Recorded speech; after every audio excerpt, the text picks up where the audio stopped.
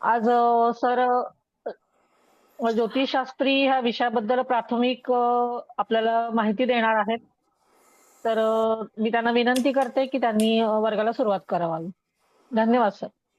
धन्यवाद मॅडम, धन्यवाद. सगळ्यांचं स्वागत आहे आणि सगळे आपले जे काही सभासद आहेत त्या सगळ्यांचं स्वागत. त्यामध्ये आपले आदरणीय दळवी साहेब आहेत, देशमुख मॅडम आहेत, सर्व कुलकर्णी आहेत, हळदणकर मॅडम आहेत, इत्यादी सर्व मान्यवर आहेत. त्या सगळ्यांचं स्वागत आहे. आणि आज आपण ज्योतिषशास्त्री परीक्षा या विषयावरती आपण चर्चा करणार आहोत. बरेचसे जे काही शास्त्री झालेली मंडळी आहेत त्यांचासुद्धा तिथे सहाय्य असायला हवं आहे, त्यांचं सहकार्य असायला हवं. दुसरी गोष्ट की आपला जो सिलॅबस असेल तो कोणत्या कोणत्या ह्याचा असेल तर त्याच्यावरती आपण चर्चा करणार आहोत. अधिकतम तिथे प्रश्न उत्तरं जी आहेत ती विचार करणार आहोत. त्याच्यामध्ये हा क्लास जो आहे हा 100% विनामूल्य असेल आणि त्या ह्याच्यातून साधारणतः हा क्लास वर्षभर पण चालेल, काही सांगता येत नाही, कारण सिलॅबस मोठा असतो. तर त्या ठिकाणी जसं की आपण जेव्हा ह्या क्लासच्याबद्दल हे करतो चुकून मी तर दुसरीच वळी आणली. काय ना सॉरी. चालू आहे रेकॉर्डिंग मॅडम, चालू आहे. हां, गायकवाड तर मॅडम तुमचं माईक बंद करा.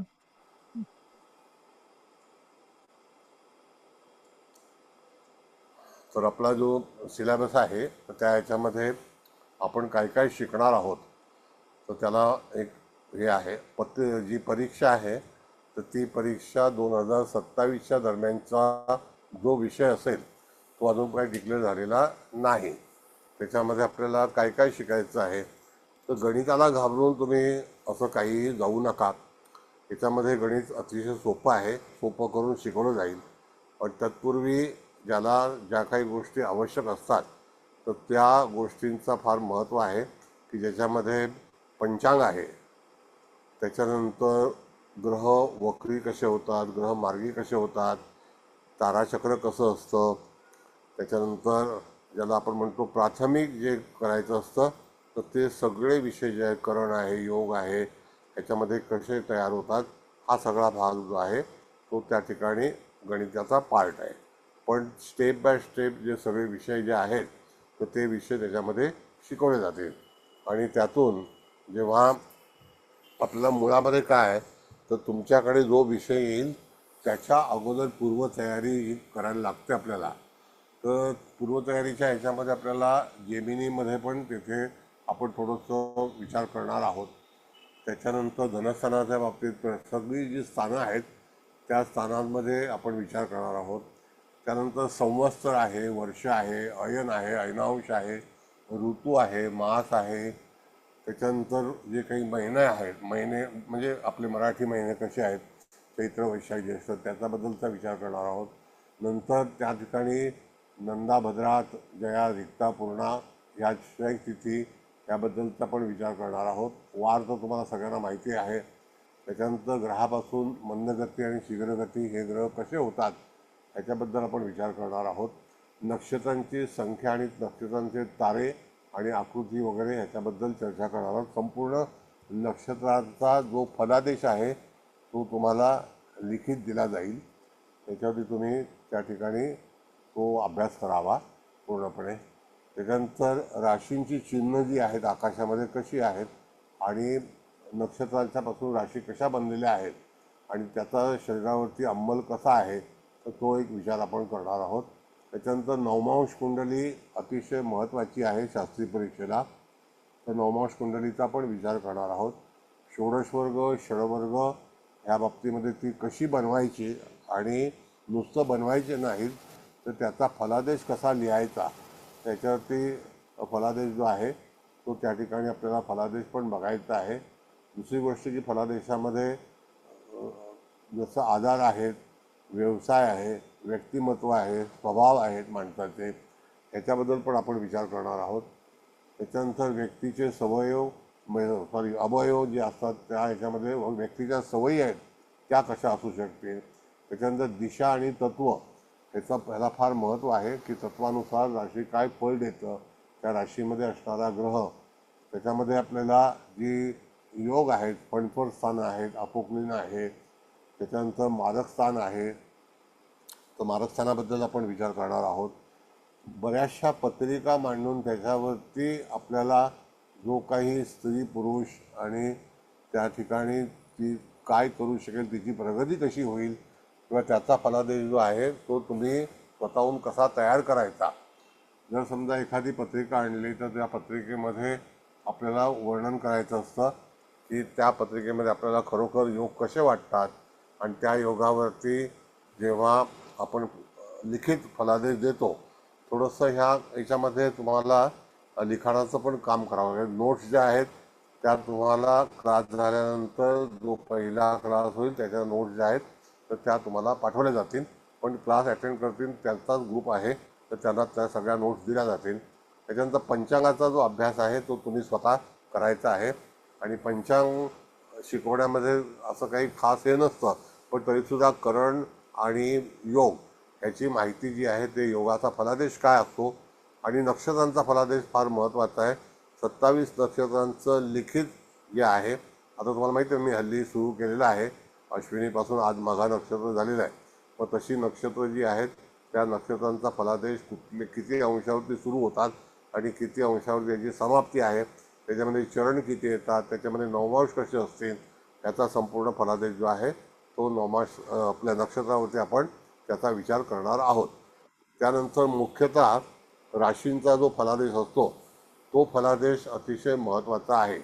आणि राशींचा फलादेश करतेवेळी राशीमध्ये असणारा ग्रह हा नक्की त्या जातकाच्या जीवनामध्ये कोणत्या स्थानामध्ये ती रास आहे आणि त्या राशीमध्ये विराजमान असलेला ग्रह हा तिथून जातकाला कसा फलादेश देईल ह्याच्यावरती तिथे जास्तीत जास्त आपल्याला विचार करायचा आहे. परीक्षेला बिलकुल घाबरू नका.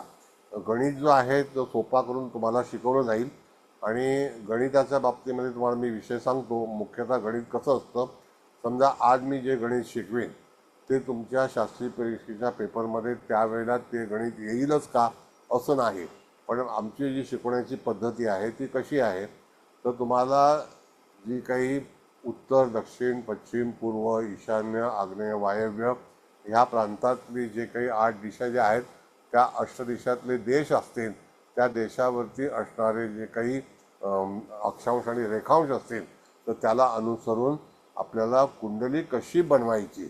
आणि गणिताचा वापर जो आहे हा फक्त कुंडली बनवताना त्याचा विचार करायचा असतो. त्याच्यामध्ये ग्रह जे आहेत ते ग्रह नेहमी सूर्याच्या गतीवरती आधारित भ्रमण करत असतात. मग तो ग्रह तिथपासून किती अंतरावरती आहे, त्याची मुख्यतः गती किती आहे, जसं सूर्याची गती 59 कला 59 कला ही कायम आहे, पण कधी कधी सूर्याची गती जी आहे ती 1 कला ते 2 कलेने वाढली जाते दिवसाची. मग तसेच दिवसाची गती जी आहे ती किती असते आणि त्याला अनुसरून आपल्याला बघायचं आहे तर ती सगळी जी गती आहे सगळ्या ग्रहांची ही कला आणि विकलेमध्येच असते.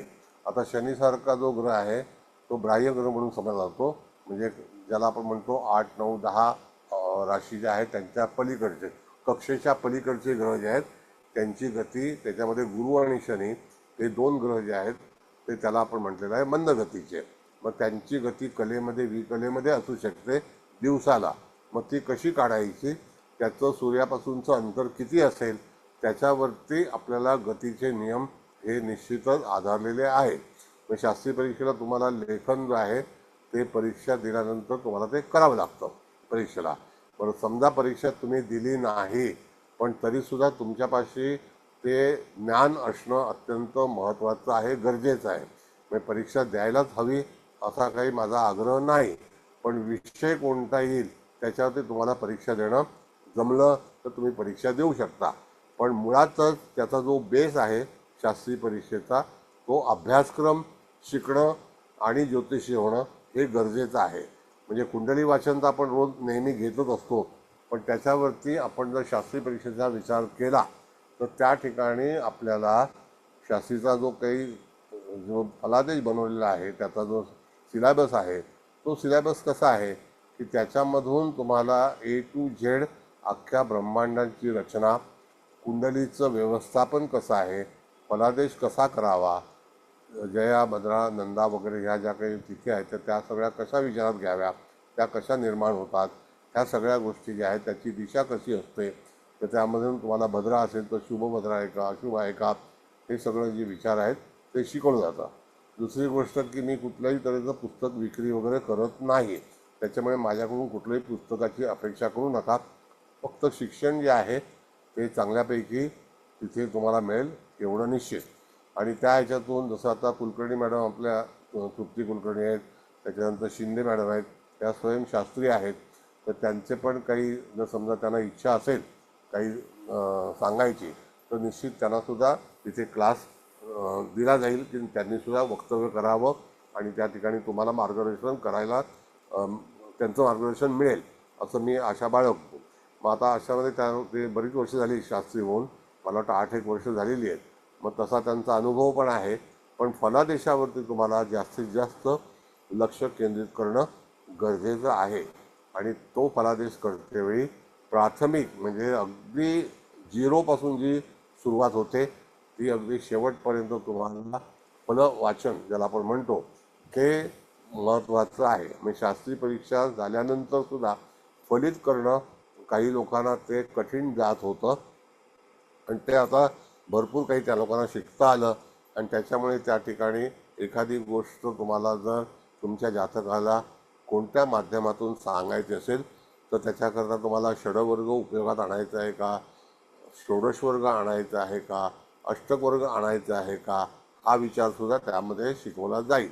म्हणजे मुळामध्ये शास्त्री परीक्षेचा जो काही पहिला महिनाभर जो आहे तो ओळख करण्यामध्ये जाईल की सगळ्या गोष्टींचं जसं फणफरसानं कशाला म्हणतात, अतिशय सोपा विषय आहे, त्याच्यातून काय पाहिलं जातं, तसं 3, 7, 3, 6, 10 या स्थानांचं महत्त्व काय आहे हे सांगितलं जाईल.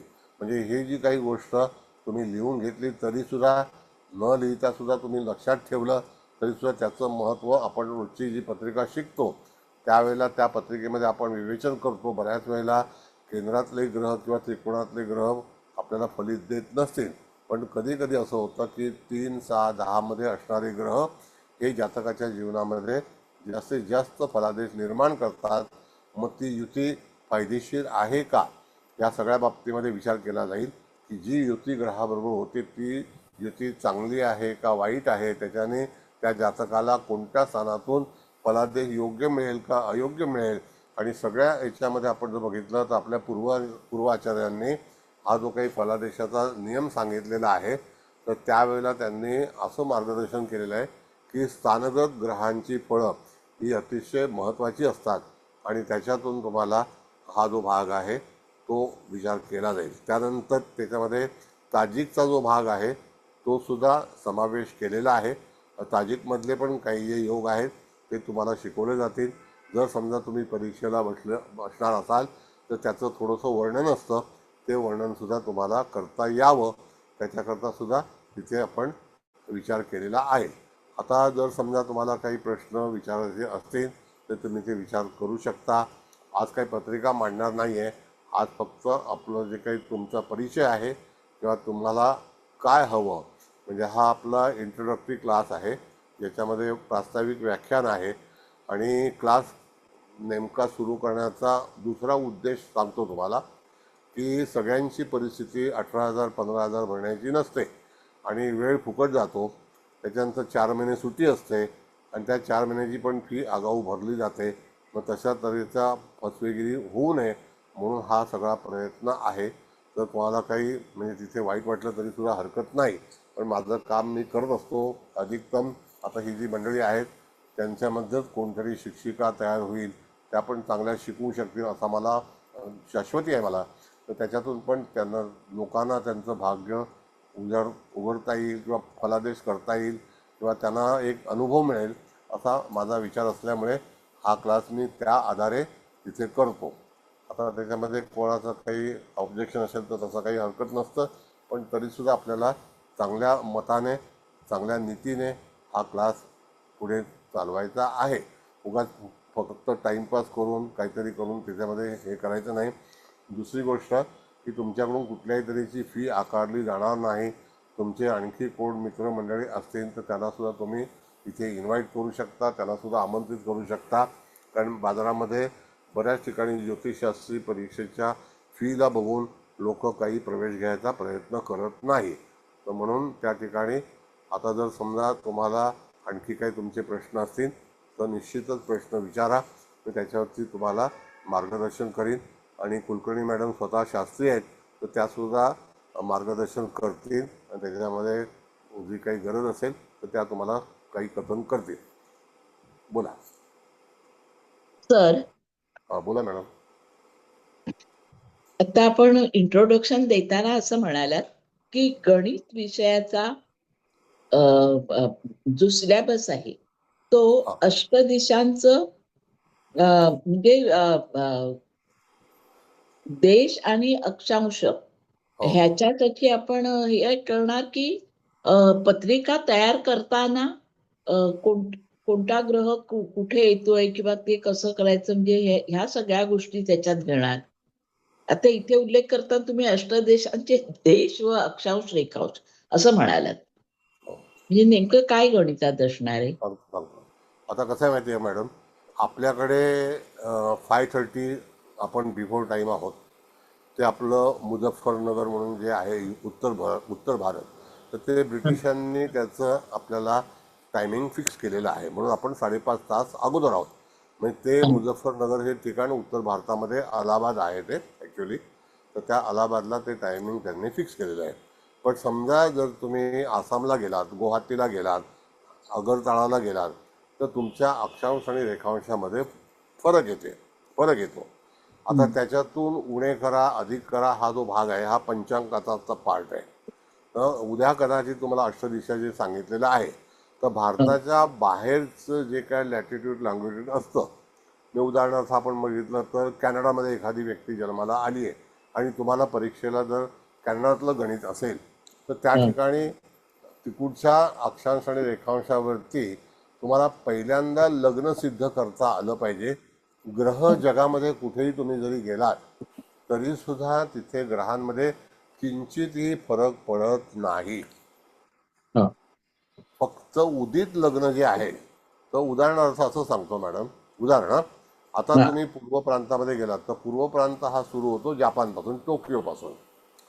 मग पूर्वेला टोकियोनी सुरुवात झाली, त्याच्यामध्ये अनेक देश लागतात, कंबोडिया लागतं, इत्यादी देश लागतात. तर तिकडे ती रास येईपर्यंत काही कालावधी जातो, कळलं का? आणि तो काळ जो आहे तर त्यावेळेला त्या ठिकाणी जर तुम्हाला जन्मवेळ दिली, म्हणजे शास्त्री परीक्षेला जी जन्मवेळ दिली जाते तर ती ठिकाण सांगत नाही, तर ते लॅटिट्यूड लॉंगिट्यूड सांगतात. मग आता आपण जर समजा साधा एक विचार आपण जर केला की आगरतळ्याला जिथे ब्रह्मदेश आहे, आता म्यानमार ज्याला आपण म्हणतो, त्याच्या जवळपास उदित लग्न आहे. आता ती रेखा जी आहे ती गुजरातच्या जुनागडपर्यंत ती अशी समांतर रेखा आहे आणि त्या ह्याच्यामध्ये तुम्हाला लग्न तिथे उदित होताना साधारणतः 2 तास जातात. एवढा मोठा पल्ला आहे तो. म्हणजे भारतातलं सगळ्यात मोठं जे अंतर आहे लॉंगिट्यूडचं ते तिथपर्यंत आहे. मग आता आपल्याला जेव्हा स्पष्ट ग्रह करताना ग्रह हा स्पष्ट इझिली करता येतो, कारण का की तो कधीही अमेरिकेमध्ये गेला तरी बदलत नाही त्याच्या वेळेनुसार. तो फक्त जी उदित रास असते त्या उदित राशीमध्ये तुम्हाला फरक येतो.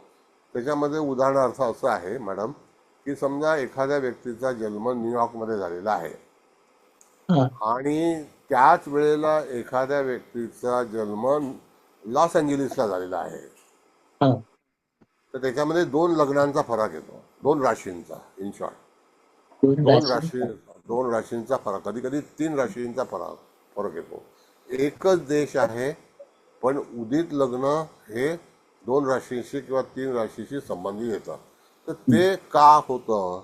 कारण का की पृथ्वी आणि सूर्य आणि रास ही तिथपर्यंत जाताना तिथला जो वेळ लागतो, आता माझ्याकडे आकृती आहे पण त्या आकृतीला एक हे आहे म्हणजे कॉपीराईट्स आहे, त्याच्यामुळे मी इथे दाखवू शकत नाही. तर त्या तिथपर्यंत पोहोचण्यासाठी पृथ्वीला किती वेळ लागतो आणि त्या दिशेला पृथ्वी जाते त्यावेळेला त्या लग्नाचा उदित लग्नाचा जातकाला लाभ मिळतो, म्हणजे ते लग्न त्याचं सिद्ध होतं.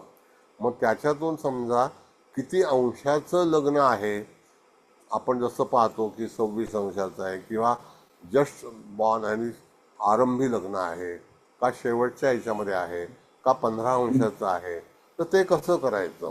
म्हणजे त्याला तुम्ही जर बघितलं आता आपण, तर इथे आपलं जे पंचांग स्थानिक पंचांग आहे पुण्यातलं समजा किंवा मुंबईतलं, तर स्थानिक पंचांगामध्ये लग्न आरंभाचं टायमिंग असतं की हे लग्न अमुक वेळेला ह्या पुण्यामध्ये किंवा सोलापूरमध्ये आरंभ होईल.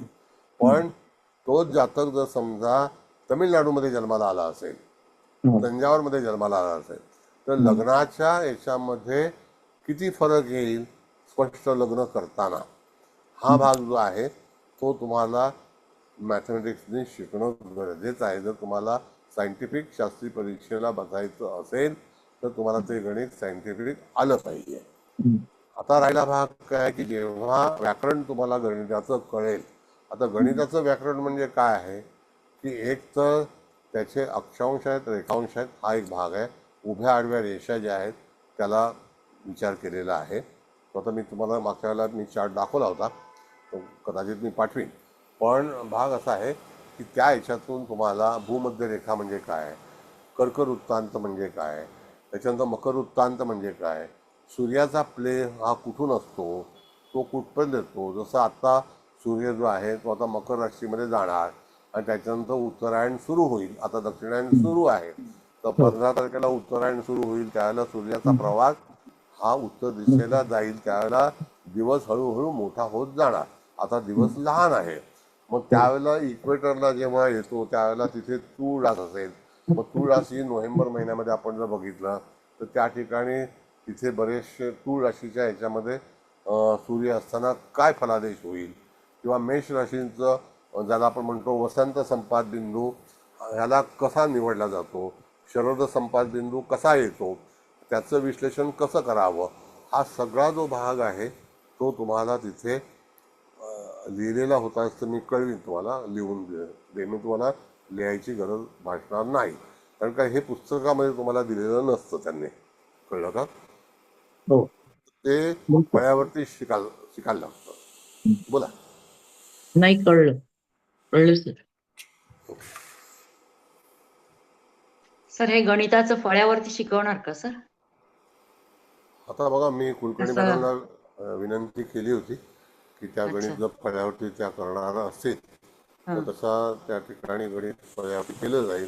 पण तुम्हाला नियम जे आहेत ते नियम अतिशय सोपे आहेत. काय गंमत आहे माहिती आहे का मॅडम, की हा गणित सर. मग ते तुमचं चार्टर्ड अकाउंटंटचं असो का इंजिनिअरिंगचं असो का MBAचं असो का मेडिकलचं असो, हे सगळी गणिताला लोक घाबरतात. मोठमोठे इंजिनियर झाले ते सुद्धा गणितामुळेच झालेले आहेत. ज्योतिषचं गणित जे आहे ते प्रांतवाईज, आता आपण भारतात राहतो म्हणून आपला भारत हा आपला देश आहे, तिथून आपण गणिताला सुरुवात करतो. पण तिथे आता पूर्वी कसं असायचं की एखादी व्यक्ती टोकियोला जन्माला आली तर त्याची पत्रिका कशी काढायची ही आवश्यकता होती, पण आज ती नाही आहे. मग आता गणिताचा जो भाग आपण जो घेतो तो एक नियम म्हणजे तुम्हाला माहिती असायला हवं की मी आता जे सांगितलं तुम्हाला, ऑस्ट्रेलियामध्ये गेलात तुम्ही, तर ऑस्ट्रेलिया हे दक्षिण प्रांतातलं आहे नैऋत्यला. मग त्या ठिकाणी पूर्व आग्नेयला असणारे देश म्हणजे साऊथ ईस्ट आपण म्हणतो, सिंगापूर वगैरे हे आशियामधला आग्नेय दिशा आहे ती. मग त्याच्यातले असणारे जे त्याचे लॅटिट्यूड लॉंगिट्यूड, हाँगकाँग म्हणा, थायलंड म्हणा, तर हे आग्नेय प्रदेशातले देश आहेत, त्याचे कसे असतील हा विचार तो गणितामध्ये सुचवलेला आहे. आता गणित फळ्यावरती गणित घेताना तरी सुद्धा किती लोकांना ते कळेल याबद्दल शंका आहे. ठीक आहे सर, म्हणजे जसं जमेल तसं घ्या सर, पण घ्या नक्की. नाही, त्याची सिस्टम एकदा कळली ना तुम्हाला मॅडम, हो बघा सर. हा, ते परत समजलं. सांगतो, बरोबर आहे, सिस्टम फॉर्म्युला फार समजलं तर. महत्वाचं. हा. हो. हा, ते प्रत्येक तर तुम्ही गोष्टीचा सर फॉर्म्युला आहे. ग्रुपवरती नोट्स मध्ये पाठवू शकता ना सर, नाही का हो फॉर्म्युला? हो हो फॉर्म्युला तुम्हाला असं इथे सुद्धा आपण बसून फॉर्म्युला तो आहे तो कळवू, म्हणजे कसं आहे काय असतं. हो, पण आम्ही लिहून घेऊ, पहिल्यांदा चालेल सर.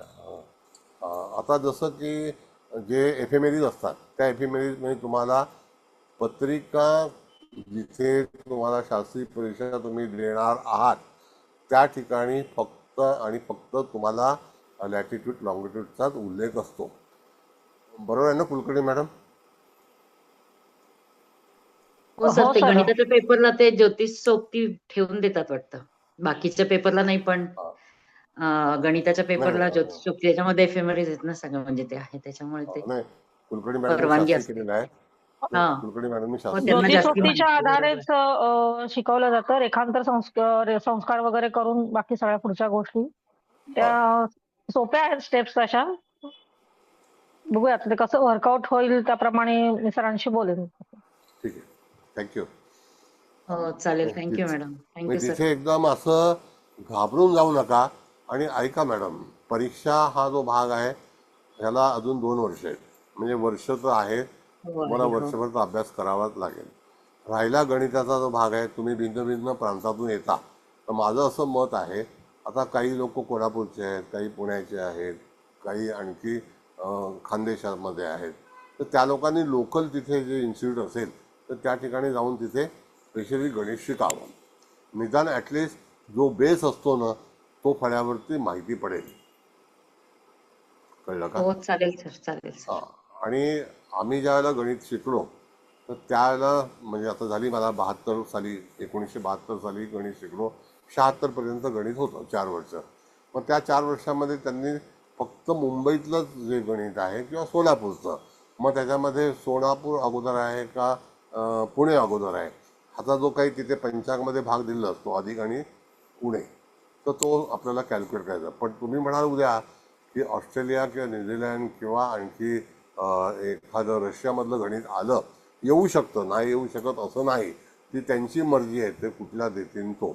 आणि एक आणखी भाग आहे, मी तुम्हाला सांगतो कॉन्फिडेन्शियली, की तिथे तुम्हाला आज शिकवलेलं गणित हे पेपरला येईलच अशी शाश्वती नाही. हो सर, एकदा बेस बेस समजला की मग येईल, नाही का सोडवायला. कारण का की तो जो भाग आहे एकदा बेस कळला तुम्हाला, आणि जसं आता कुलकर्णी मॅडम म्हणाल्या की अक्षांश आणि रेखांशाचा इथं जो भाग आहे तो कळला, त्याची स्टेप कळली. एक तर पहिली गोष्ट म्हणजे तुम्हाला प्लस मायनस कळलं पाहिजे. जसं आता ग्रीनविचची लाईन आहे त्याच्यापासून आपण 5.5 तास अगोदर आहोत, कारण का ती मध्यरेखा जी आहे तर ती कायम म्हणजे परमनंटली ब्रिटिश राज्य होतं तेव्हापासून बनवलेली आहे. आता आपण जेव्हा आपले पूर्वज ज्या वेळेला कुंडली बनवायचे, आपले पूर्वज म्हणजे शेकडो वर्षापूर्वी, त्यावेळेला स्पष्ट गणित किंवा स्पष्ट लग्न ह्याचा भाग बिलकुल नव्हता. त्यावेळेला फक्त त्यांच्याकडे साहित्य जे होतं ते लग्न कुठलं असेल आणि ग्रह कोणता आहे ते फक्त त्यांची मांडणी करायची. आणि त्याच्यातून मग नंतर अक्षांश आले, त्याच्यानंतर अंश आले, तो किती अंशावरती चाललेला आहे हा सगळा भाग जो आहे तो नंतर परिचयामध्ये आलेला आहे, तो अगोदर कधीही नव्हता. तुम्हाला जुन्या ग्रंथांमध्ये सुद्धा कुठल्याही तऱ्हेचं गणित आढळणार नाही. बोला, विचारा मॅडम. Okay sir. सर, आणि त्याच्यामध्ये सिलेबस मध्ये मेदिनीय वगैरे पण थोडंसं आहे सर. मेदिनी आहे, जेमिनीचे प्रश्न आहेत, केपीचं थोडं आहे. हे सगळं आता असणार का सर आपल्या पण सिलेबस मध्ये? केपी मध्ये कसं आहे माहिती आहे का, केपी मध्ये नेमकं काय शिकायचं आहे तर केपी मध्ये पूर्ण एक विषय शिकवला जाईल. केपी मध्ये हा जो 2, 7, 11 वगैरे सगळा जो आलेला आहे ना पार्ट, त्याच्यामध्ये फलादेश मिळणार नाही. तुम्हाला फलादेश नेमका करायचा असेल तर त्याला आपण म्हणतो पिन पॉईंट केपी, अतिशय अचूक ज्याला आपण म्हणतो. जसं की राशी, नक्षत्र, उपनक्षत्र, त्याचं उपनक्षत्र आणि त्याचं उपनक्षत्र, सबचा सब, सबचा सब, सबचा सब. आता जर समजा मी थोडासा एक बॅकग्राऊंड सांगतो तुम्हाला मी, हा की सर. तुम्हाला कल्पना आहे की ती कशी तयार झाली. तर सगळ्यात जास्ती महादशा कोणाची आहे तर शुक्राची आहे की नाही, 20 वर्ष, हो. हम्म. बरोबर आहे. हो सर. हो. त्याच्यानंतर सगळ्यात कमी कोणाची आली तर सूर्याची आली का 6 वर्ष, हो, 6 वर्ष. बरोबर आहे. आता हो सर. सूर्य आणि शुक्र हे त्यांनी त्यांच्या मर्जीने विंशोत्तरी महादशेच्या अनुसरून त्याला आधार घेऊन त्यांनी पूर्णपणे तिथे कृष्णमूर्ती पद्धतीचा बेस तयार केला. आता त्याचे सब कसे निवडले ते थोडंसं मी तुम्हाला अनुभवाने सांगतो की केतूच्या नक्षत्रातून एखादा ग्रह भ्रमण करीत असेल किंवा सूर्याच्या नक्षत्रातून एखादा ग्रह भ्रमण करत असेल तर त्याचे जे स्लॉट्स आहेत म्हणजे तो लवकर आपले स्लॉट कव्हर करतो आणि नक्षत्र कव्हर करून तो त्याच्या पुढच्या नक्षत्रामध्ये जातो. आता सूर्याचं नक्षत्र आपण जर बघितलं तर कृत्तिका नक्षत्र सूर्याचं आहे, उत्तरा कुल आहे, बरोबर आहे मॅडम, हो, नाही का? उत्तरा फाल्गुनी. हो. हां. आता अशा वेळेला समजा आपण जर विचार केला तर त्या ठिकाणी केतूचं नक्षत्र जे ह्याचं नक्षत्र जे आहे सूर्याचं, तर ह्याचा अवधी जो आहे मुळामध्ये अवधी ग्रह कधी तिथून तो नक्षत्राचं अंतर करेल तर त्या ठिकाणी नक्षत्र हे 13° कलेचंच आहे, कळलं का? पण महादशेच्या अनुसरून त्याच्यामध्ये त्याचे जे डिव्हिजन केलेले आहेत ते छोटे आहेत. जसं सूर्याची दशा किती वर्ष आहे त्याला अनुसरून त्यांनी विचार केला की कृत्तिका नक्षत्रामध्ये हा ग्रह आला तर तो किती काळ थांबेल. आता ग्रहांची गती जी आहे ती त्या याच्यामध्ये कृष्णमूर्तीमध्ये जास्ती करून विचारात घेत नाही. ते 249 घेऊन त्याच्यामध्ये नेमका त्यावेळेला ग्रह आणि प्रश्न हा कोणता असेल त्याच्यावरती त्याचा विचार केला जातो की एखादा ग्रह हा कोणत्या नक्षत्रामध्ये आहे आणि तो काय फलादेश देणार आहे. मग तो राहूच्या नक्षत्रात आहे का गुरुच्या आहे का केतूच्या आहे का शनीच्या आहे, तो त्याचा सप काढायचा असतो.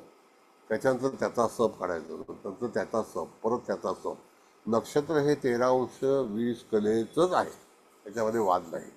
आता त्याला 249ने त्यांनी ती रचना तयार केली आहे. आता कौटकर मॅडम मला एक सांगा की तुम्ही 249 मधला एखादा नंबर विचारा. 57. किती? 67. 57. 57. आता हा. 57ला आपण बघितलं तर मिथून लग्न येतं, अच्छा. कळलं का? मिथून लग्नाचं पुनर्वसू नक्षत्राच्या जवळपास दुसऱ्या चरणाचा भाग हा 57 मध्ये येतो. बघा तुम्ही प्रयत्न करून बघा. बघायला मला नाही माहिती सर एवढं. हां, कळलं का? मग मिथून लग्नाच्या पुनर्वसू कुलकर्णी मॅडमला माहिती असेल, लगेच माहिती पडेल लगेच. तर त्या हो, त्या ठिकाणी सांगते. हां, मग त्या ठिकाणी माझं तोंडपाठ आहे म्हणून मी तुम्हाला सांगितलं. मग आता तुम्ही विचारलेला प्रश्न ही कुंडली काय बनेल तर मिथून लग्नाची कुंडली ही साधारणतः 26 ते 27 अंशाची कुंडली बनेल, कळलं का? हो सर, समजलं. आता त्याच्यावरून 26-27 अंशाचा जर प्रश्न आला तर तो सब कोणता आला याचा विचार केला पाहिजे. मग तो सब त्या नक्षत्राचा आरंभ सब जो आहे ना मॅडम, तो गुरुचं नक्षत्र म्हणून पहिला सब गुरुचा आहे, बर. बरोबर आहे? हा. आता गुरु नंतर येणारी दशा कुठली आहे तर शनीची आहे. हो, शनीची. तो त्याच्यापेक्षा सब मोठा आहे. हा.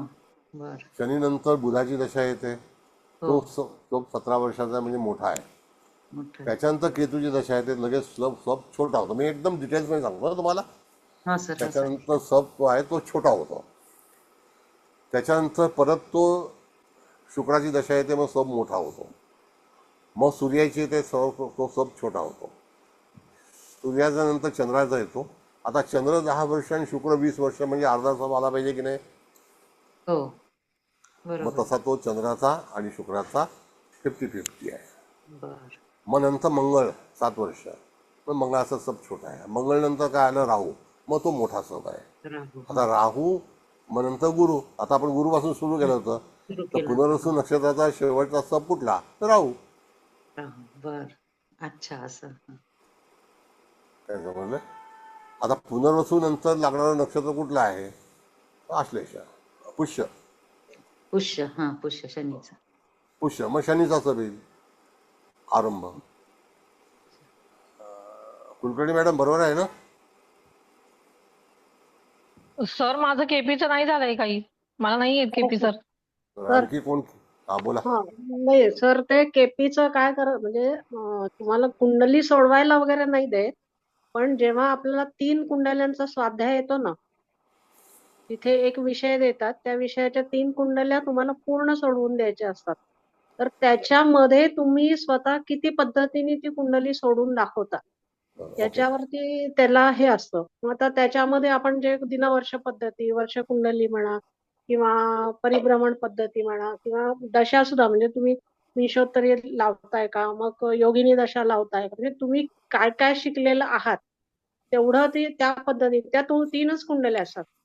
आणि तो स्वाध्याय. त्याच्यामध्ये तो केपीचं स्वाध्याय. कसं असतं, हा की फक्त आपण हे काढतो ना, त्याचं पिरॅमिड काढतो बाबा, किंवा किंवा हे कुठला आलाय, अंक कुठला आलाय, मग तो कोणत्या ग्रहाचा आहे, मग त्याचा भाग्यांक, मग भाग्यांकाचे काय आहे, असं थोडक्यात त्यांना की तुम्ही काय काय शिकलात एवढं त्या 3 कुंडल्यांचं द्यावं लागतं.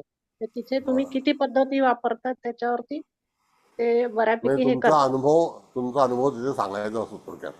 हा बरोबर, मला हे माहिती आहे. हा किती पद्धतीने तुम्ही सोडवता आहे, जेवढ्या जास्त पद्धतीने तुम्ही सोडवाल तेवढ्याप्रमाणे तुमचे तिथे काय गुण वाढतात नाही वाढतात माहित नाही, पण त्याचं काही आपल्याला कळतही नाही. म्हणजे आता त्यावेळेला निबंधामध्ये सुद्धा माझा 2रा नंबर आला होता आणि द्यायच्या वेळेला म्हणजे जेव्हा बक्षीस समारंभ होता तो कल्याणला होता, मला काही तेव्हा जमलं नाही. मी त्यांना हे केलं होतं की मला तेवढे म्हणलं बक्षिसाची मला अपेक्षा नाहीये, पण जे सर्टिफिकेट फक्त आहे ना तेवढं मला पाठवा. तर त्यांनी काय मला पाठवलं नाही आणि काही त्याचं नाही बरोबर. हेही नाही आलं.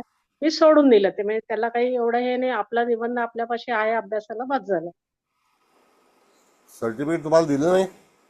नाही आलं निबंधाचं, आणि म्हणजे याचं दिलं ज्योतिषशास्त्रीचं आलं, पण निबंधाचं जे काय असेल तर म्हटलं त्याचं काहीतरी असेल ना, पहिला नंबर 2रा नंबर नाही याचं. नाही देणार, ते देणार नाही नाही. नाही नाही आलं ते. निबंधाचं सर्टिफिकेट वगैरे नसतं. ते ज्या नाही वेळेला प्रशस्ती पत्रक देतात तिथे जेव्हा तेच. ज्यांचे नंबर आलेले आहेत तेव्हा तिथे अनाऊन्स करतात आणि त्याची जी काही मानधनाची रक्कम असेल, जी डिक्लेअर हो असेल, ती हो, तर तिथे तेच मिळते. सांगतात. म्हटलं मला मानधन, ते मी गेले होते मारटकरांकडे, म्हटलं मला मानधनाची अपेक्षा नाही, मला फक्त ते तुमचं जे पत्रक असेल ना तेवढं नावाचं तेवढं मला मिळालं तरी चालेल.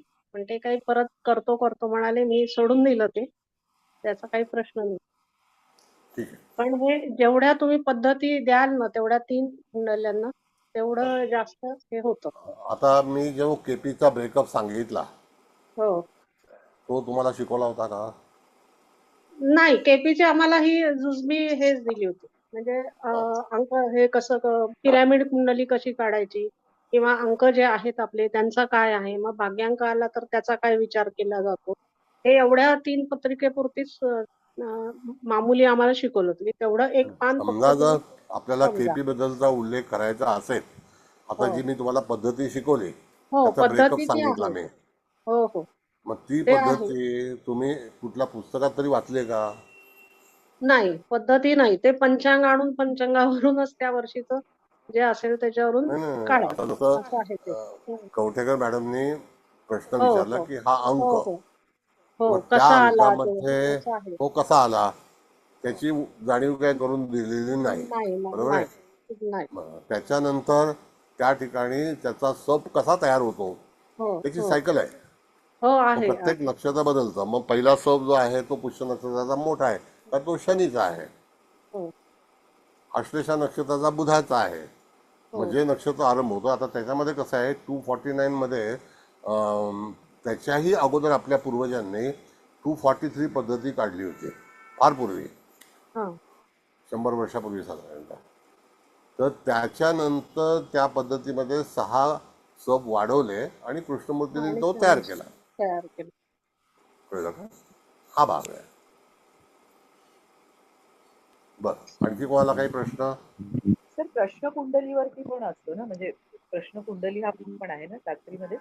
हो, प्रश्नकुंडली ही निश्चितच आपण त्याचा विचार करणार आहोत. आता प्रश्नकुंडली म्हणजे काय मॅडम, की आता तुमच्या घड्याळामध्ये किती वाजलेले आहेत? 8 वाजून 8:19. हा, म्हणजे 8:20च्या दरम्यानचा तुमचा आता प्रश्न आला, बरोबर आहे. तर प्रश्न कुंडलीमध्ये 2 प्रकार आहेत. एक आता मगाशी कवठेकर मॅडमनी प्रश्नचं मी अंक विचारला, त्यांनी अंक सांगितला, त्याच्यावरती ती मी मिथुन लग्नाची कुंडली बनवली. हा झाला एक भाग KP मधला, बरोबर आहे. आपल्या पारंपरिकमध्ये प्रश्नाचं हे करते वेळी आत्ताचं उदित लग्न हे जे आहे, आता ही जी तारीख 15 तारीख होऊन गेली आहे, त्याच्यानंतर आत्ताची तारीख किती आहे? तर आज 27 तारीख आहे, बरोबर आहे का? 28 आहे? 27 आहे, नाही का? 27 आहे. मग आता आपल्याला जर समजा कुंडली बनवायची असेल तर त्या ठिकाणी तिथे आता मिथुन लग्न उदित आहे. आता ही कनेक्टिव्हिटी कशी आली बघा. मॅडम कर्कलग्न उदित झालंय सर. उदित कर्कलग्न उदित आहे 23 अंशावर. हा, मग आता कर्क लग्न जे आहे त्याचा आजचा चंद्र हा कुठे आहे? भाग्यात आहे. हा, मग आता तो भाग्यात आला तर त्या ठिकाणी तिथे मीन रास आली मॅडम. हो हो. म्हणजे आताचा चंद्र हा रेवती नक्षत्रात आहे का पूर्व उत्तरामध्ये आहे? भाद्रपदाच्या दुसऱ्या चरणात आहे सर.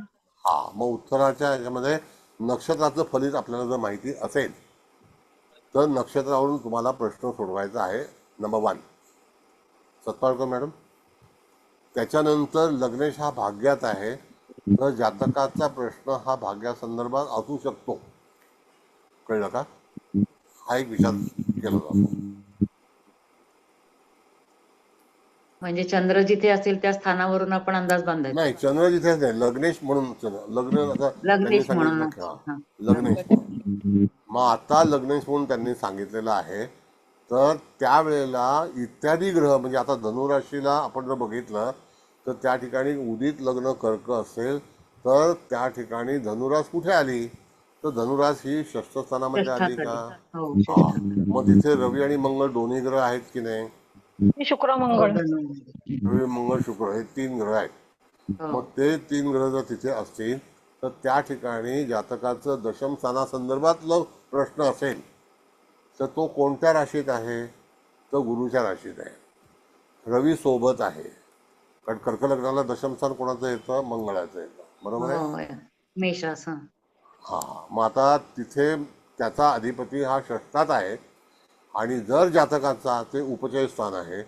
जर जातकाचा काम करण्यासाठी जर प्रश्न असेल, काम करणं म्हणजे कार्य करणे किंवा व्यवसाय किंवा त्या ठिकाणी त्याला कार्य सिद्ध करायचं असेल तर रवी शुक्र मंगळ हे 3 ग्रह धनुराशीला आहे. धनुरास ही पॉझिटिव्ह आहे आणि भरभराटीची आहे. हा पहिला प्रश्न आपल्याला माहिती पाहिजे की विचारलेला प्रश्न हा दशम स्थानाशी संबंधित आहे. त्याचा अधिपती षष्ठ स्थानात रवियुक्त आहे, म्हणजे जातक हा निश्चितच भरभराटीला येईल आणि यशस्वी होईल. आलं लक्षात? खूप छान सर, थँक्यू सर. आणि सर आपल्या आठवड्यातनं किती क्लास असणार आणि म्हणजे असं काय शेड्यूल असणार, कोणते दिवस असणार? आता काय कुबल मॅडम लेक्चर घेणार आहेत प्रारंभी आणि मी पण घेणार आहे. आता कुलकर्णी मॅडम काय म्हणतात त्याच्यावरती अवलंबून आहे. तर त्या ठिकाणी घ्यायला सांगा त्यांना, Kulkarni madam, Saroj Shinde madam, Poddar, even तपस्वी मॅडम सुद्धा त्या पण शास्त्री झालेल्या आहेत सर. येस येस येस, एक लेक्चर त्यांना घ्यायला सांग. बरोबर आहे. त्यांना पण प्रॅक्टिस होईल ना सर, हो की नाही? कशाला 10 लेक्चर कोटा देऊ आपण, त्यांना पण चांगली प्रॅक्टिस होईल सर. हो. तर मग त्या ठिकाणी मॅडम आता मी तुम्हाला ते प्रश्नाचं उत्तर सांगितलं, सत्पाळकर मॅडमने विचारलं, तर ते लग्न उदित लग्न दशमाचा प्रश्न आहे का? तर तुम्हाला लगेच त्याचा अधिपती कुठे आहे त्याच्यावरून तो प्रश्न सोडवला जाईल. मंगळ षष्ठ स्थानाचा कारकग्रह आहे, म्हणजे षष्ठात बलवान आहे. Got it? मग त्यांचा प्रश्न, सत्पाळकर मॅडम तुमचा प्रश्न काय आहे हा आता तुम्ही सांगा. मग आपण प्रश्न कुंडलीचा फलादेश कसा करायचा याबद्दल आपण विवेचन करू.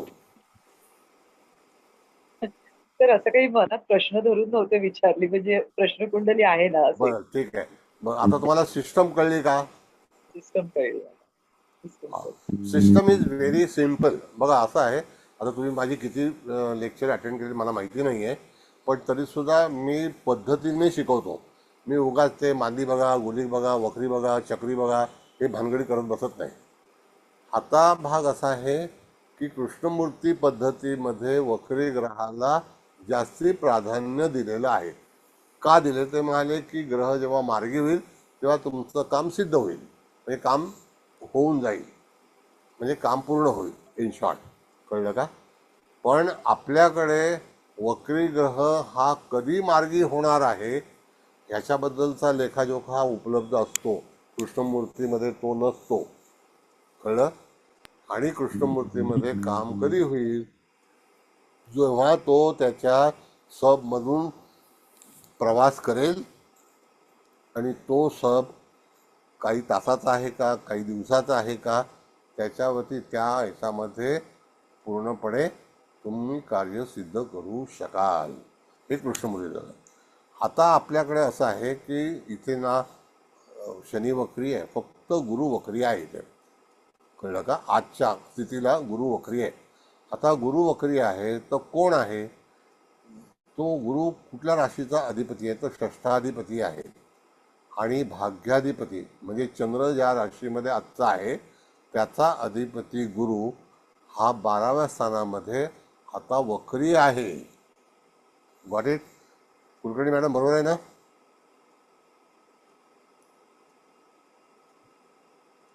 हो सर. हा. मग आता अशी कुंडली जर आपल्याकडे पाठ असेल तर प्रश्न कुंडली सोडवण्यासाठी तुम्हाला मांदी सुरमई ह्याचा काही उपयोग करण्याची गरज भासत नाही. कळलं?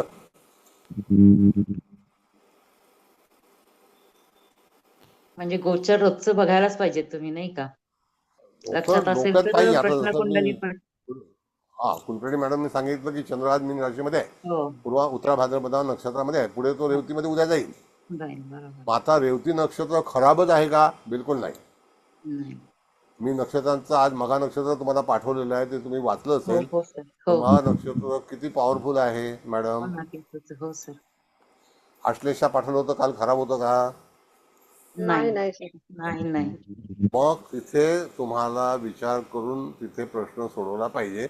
हां, फक्त कृष्णमूर्तीमध्ये असं सांगितलं की तो मार्गी कधी होईल. आता गुरु मार्गी कधी होईल हे तुमच्याकडे पंचांगामध्ये तुम्हाला माहिती पाहिजे. मग त्या घटनेला त्या कामामध्ये त्याला सिद्ध मिळेल.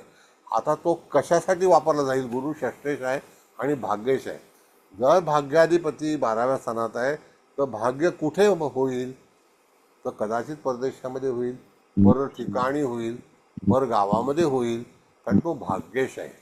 आणि त्यातल्या त्यात चंद्र हा मीन राशीला आहे आणि तो गुरुच्या केंद्रामध्ये आहे. तर आज चंद्राला बळ आहे. हे पारंपरिक आणि प्राथमिकच्या फलादेशाच्या गोष्टी आहेत. सत्पाळकर मॅडम, हो, व्हॉट अगदी इट? सांगितलं सर. छान. हां, कवटेकर मॅडम, बरोबर आहे. हो सर. हो, समजलं सर. हां, खूप छान सर. म्हणजे त्याला तुम्हाला ब्रेकअप हा इम्पॉर्टंट आहे हो, की तुम्ही बरोबर. कशा पद्धतीने त्याला ब्रेकअप देता आणि त्याची उत्तरं. आता जसं आपण बघितलं राहू आणि केतू. मग आता हा. राहू केतूकडे आपण जर गेलो तर अष्टम स्थानामध्ये आजचा राहू आहे, धनस्थानामध्ये केतू आहे. मग हो. जर जातकाचा प्रश्न कुटुंबाच्या संदर्भात आहे तर तो प्रश्न सुटणार नाही. तो प्रश्न रेंगाळेल जेव्हा केतू शिफ्ट होईल. कळलं का? कर्क हा. लग्नाला आता तो सीमेत आहे. तो हो जेव्हा कर्केला येईल त्याला अजून अवधी आहे भरपूर. हो. म्हणजे तेव्हा तो प्रश्न निकाली लागेल. इन शॉर्ट, बरं. In good hello. लँग्वेज. हां, बोला. तोपर्यंत कुटुंबात प्रॉब्लेम्स राहतीलच म्हणजे. येस. हां, बोला कुलकर्णी मॅडम.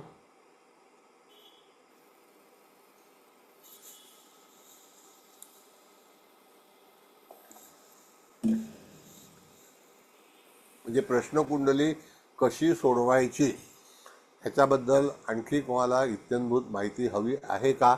तर अवश्य विचारा, मी त्याच्यावरती स्पष्टीकरण देईन. देशमुख मॅडम, तुम्हाला विचारायचं विचारा.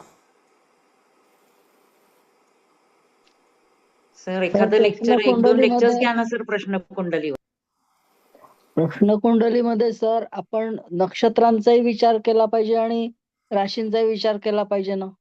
हो, मग मी पण दोन्ही नाही सांगितलं. दोन्ही गोष्टी घ्यायला पाहिजे. आता असं आहे मॅडम, मूळ नक्षत्रात आजचा रवी आहे. हो. तर मूळ नक्षत्र वाईटच आहे का? नाही, अजिबात नाही. बरं, आता मग त्याच्यानंतर आपण तस्करांश पहिला येतो, मग भोग्यांश येतो, मग विचक्षणांश येतो, मग धनांश येतो. म्हणजे अजूनही रवी जो आहे तो, म्हणून मी विचारलं तारीख काय आजची. म्हणजे आता रवीने किती अंश भोगलेले आहेत, तो आता धनांशामध्येच आहे कर्क नवमासात. हो हो म्हणजे चांगला आहे की नाही. हो मग तुम्हाला जर सूक्ष्मांश माहिती असेल तर तुम्ही त्या प्रश्नकुंडलीमध्ये तो आधार घ्यायचा हो उत्तरतेचा. सर, बरोबर. हे साहित्य आहे मॅडम. हो, ते वापरायलाच पाहिजे. हे सगळ्या साहित्याचा उपयोग करूनच आपल्याला जातकाचा प्रश्न सोडवायचा असतो. हो सर. ओके, हो सर. नेक्स्ट. एक तर प्रश्न कुठल्या स्थानासंदर्भात आहे त्याचा विचार केला पाहिजे. आता जर एखाद्या जातकाने आपल्याला विचारलं की बाबा ह्या याच्यामध्ये विवाह कधी होईल, आपण आता बघितलं तर विवाहाचा अधिपती चंद्र आणि शनीची युती आहे आजची. हो, तर विवाह लांबणीवरती जाईल, कारण शनी चंद्राची युती आहे. युती आहे. काय कुलकर्णी मॅडम, आहे की नाही युती आजची? हो सर, युती आहे. हा, म्हणजे प्रश्न लांबणीवर पडेल. बरोबर. आणि तो त्या ठिकाणी रवीच्या केंद्रयोगात आहे, मंगळाच्या हो हो केंद्रयोगात आहे, 10वी दृष्टी हो 6ष्ठ स्थानावरती आहे. पण आपला प्रश्न विवाहाच्या संदर्भात आहे. तर लग्ने सप्तमे जो आहे तो भाग्यस्थानात मीन राशीत आहे आणि मीनेचा अधिपती 12व्या स्थानात आहे. यदा कदाचित जातकाचा मुलगा किंवा मुलगी असेल त्याला दूरवर जाऊन विवाह करावा लागेल किंवा दूरचं प्रपोजल असेल. हे लॉजिक तुम्हाला जेव्हा कळेल तर प्रश्नकुंडली अतिशय सोपी आहे. हो सर, बरोबर आहे. दिस इज ऑल लॉजिक. तर आज हाच प्रश्न टॅरोनी पण हेच उत्तर दिलं. हो, दिलं ना. हो, बघा, टॅरोनी सुद्धा हेच आलं. आज मी बघितला तर हेच उत्तर आलं होतं. म्हणजे प्रश्नाचं वर्किंग ज्याला आपण म्हणतो ना मॅडम, तर वर्किंग इज मस्ट इम्पॉर्टंट. बरोबर. सर अगर वर्किंग, नौकरी संबंधी होगा तो क्या क्या हाँ, बोलने तो का अभी उनको? बताया ना, षष्ठ स्थान का प्रश्न था. तो हाँ, नौकरी जो है 3, 6 या 10, इसमें हम तीन, पूछेंगे तो वर्किंग हाउस है. मगर वो यस, शनि के दृष्टि में है, तो दृष्टि जब देखी जाएगी तो वो शत्रु ग्रह के ऊपर दृष्टि है स्थान पे. और मंगल का स्थान षष्ठ भी है और शनि हाँ, का भी षष्ठ स्थान है. इसीलिए शनि की बलवान है, तो नौकरी जल्दी लगेगी नहीं. जब मकर में मंगल आएगा तभी नौकरी लगेगी. लगेगा, बराबर. समझ गए, क्योंकि वो उच्च का हो जाएगा. हाँ, बराबर. तो इतना तो एक नॉलेज हमारे पास होना चाहिए. यस सर, अगर वो नहीं रहा तो हम कैसे जवाब देंगे, प्रश्न कुंडली कैसे सॉल्व करेंगे. यस सर, बराबर. और ऐसा दुनिया भर का सामान कटिंग करके रखो और बाद में चुनते रहो, वो काम नहीं है. यस सर, बराबर है. आदमी को व्यवसाय करना है तो सीधा करने का. आड़ा टेढ़ा जाके धंधा करेंगे तो बहुत घूमना पड़ेगा. इसीलिए जो सिखाने का तरीका मैडम जो है वो हमको प्रॉपर होना चाहिए. If it is not proper you will be fail in education. Yes sir. हाँ, टीचिंग तर लाइक. हाँ, बोला बोला मॅडम. तर आता आपण प्रश्नकुंडली घेताना असं म्हटलं की मंगळ सप्तमात जाईल, तेव्हा नाही, त्याला हा, सप्तमात जाईल, बरोबर. तेव्हा त्याला नोकरीची संधी येईल. त्याची दशमा दृष्टी जाईल ना. हा, दशमावर जाईल.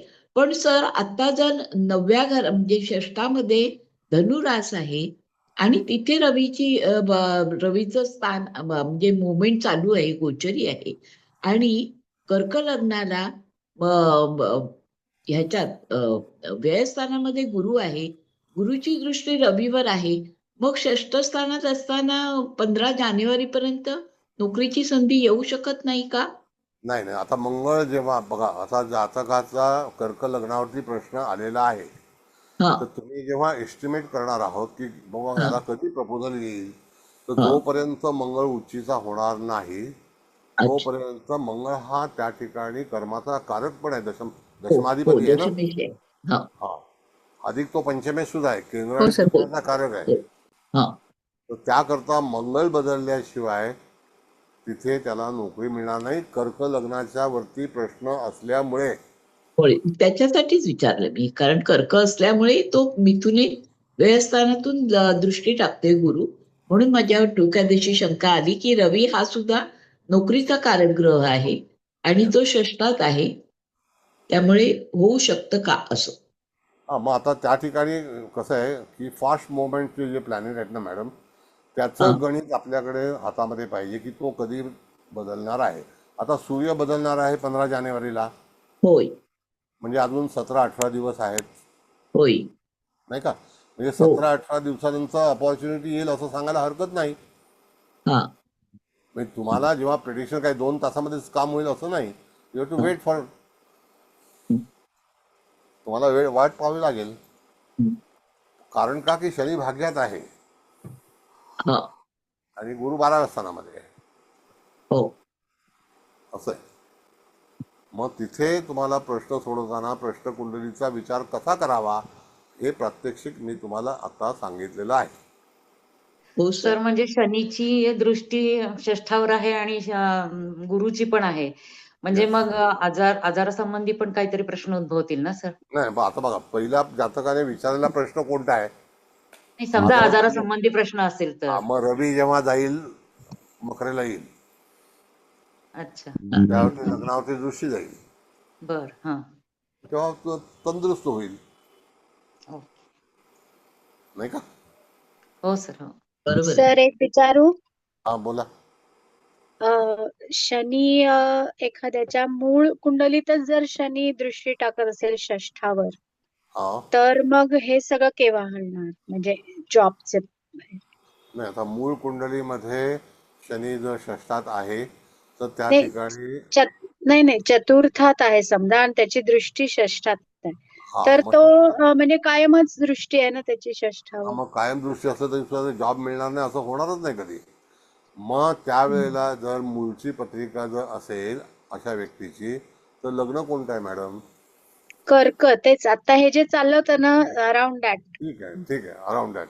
आता आपण जर पाहिलं तर त्या ठिकाणी कर्क लग्न आहे, बरोबर आहे, आणि चतुर्थामध्ये तिथे तूळ रास येते, म्हणजे 1983-84च्या जवळपासचा जन्म आहे का हो नंतरचा आहे? 85. हा, मग 85ला तो विशाखा नक्षत्रातला जन्म आहे. हो त्याला हो त्याच्या अगोदर नोकरी केली नाही का? त्याने केली आहे, हो. बरोबर आहे, नोकरी केलेली आहे. पण आता जागतिक स्थितीवरती नोकरीला विलंब होतोय, पण त्याला नोकरी मिळेल. कधी मिळेल? आता हा भाग आला, कधी मिळेल? जेव्हा मंगळ आणि रवी हे मकर राशीला येतील आणि शुक्र पण येईल आणि त्यावेळेला षष्ठस्थान मोकळं होईल, त्याला नोकरी मिळेल. मग तुम्हाला ग्रहांची चाल, ग्रहांचं ट्रान्झिस्ट हे लक्षात असेल तर त्याच वेळेला तुम्ही त्याला सांगू शकता, सुचवू शकता की ह्या वेळेला मिळेल. आता त्याच्यामध्ये मी तुम्हाला आणखी दुसरं वाक्य सांगतो. आता जर त्या व्यक्तीचा तुळेतला विशाखा नक्षत्रातला शनी आहे का मॅडम? हो हो आहे. बरोबर आहे. तो ऋषभ नवमाशात आहे का?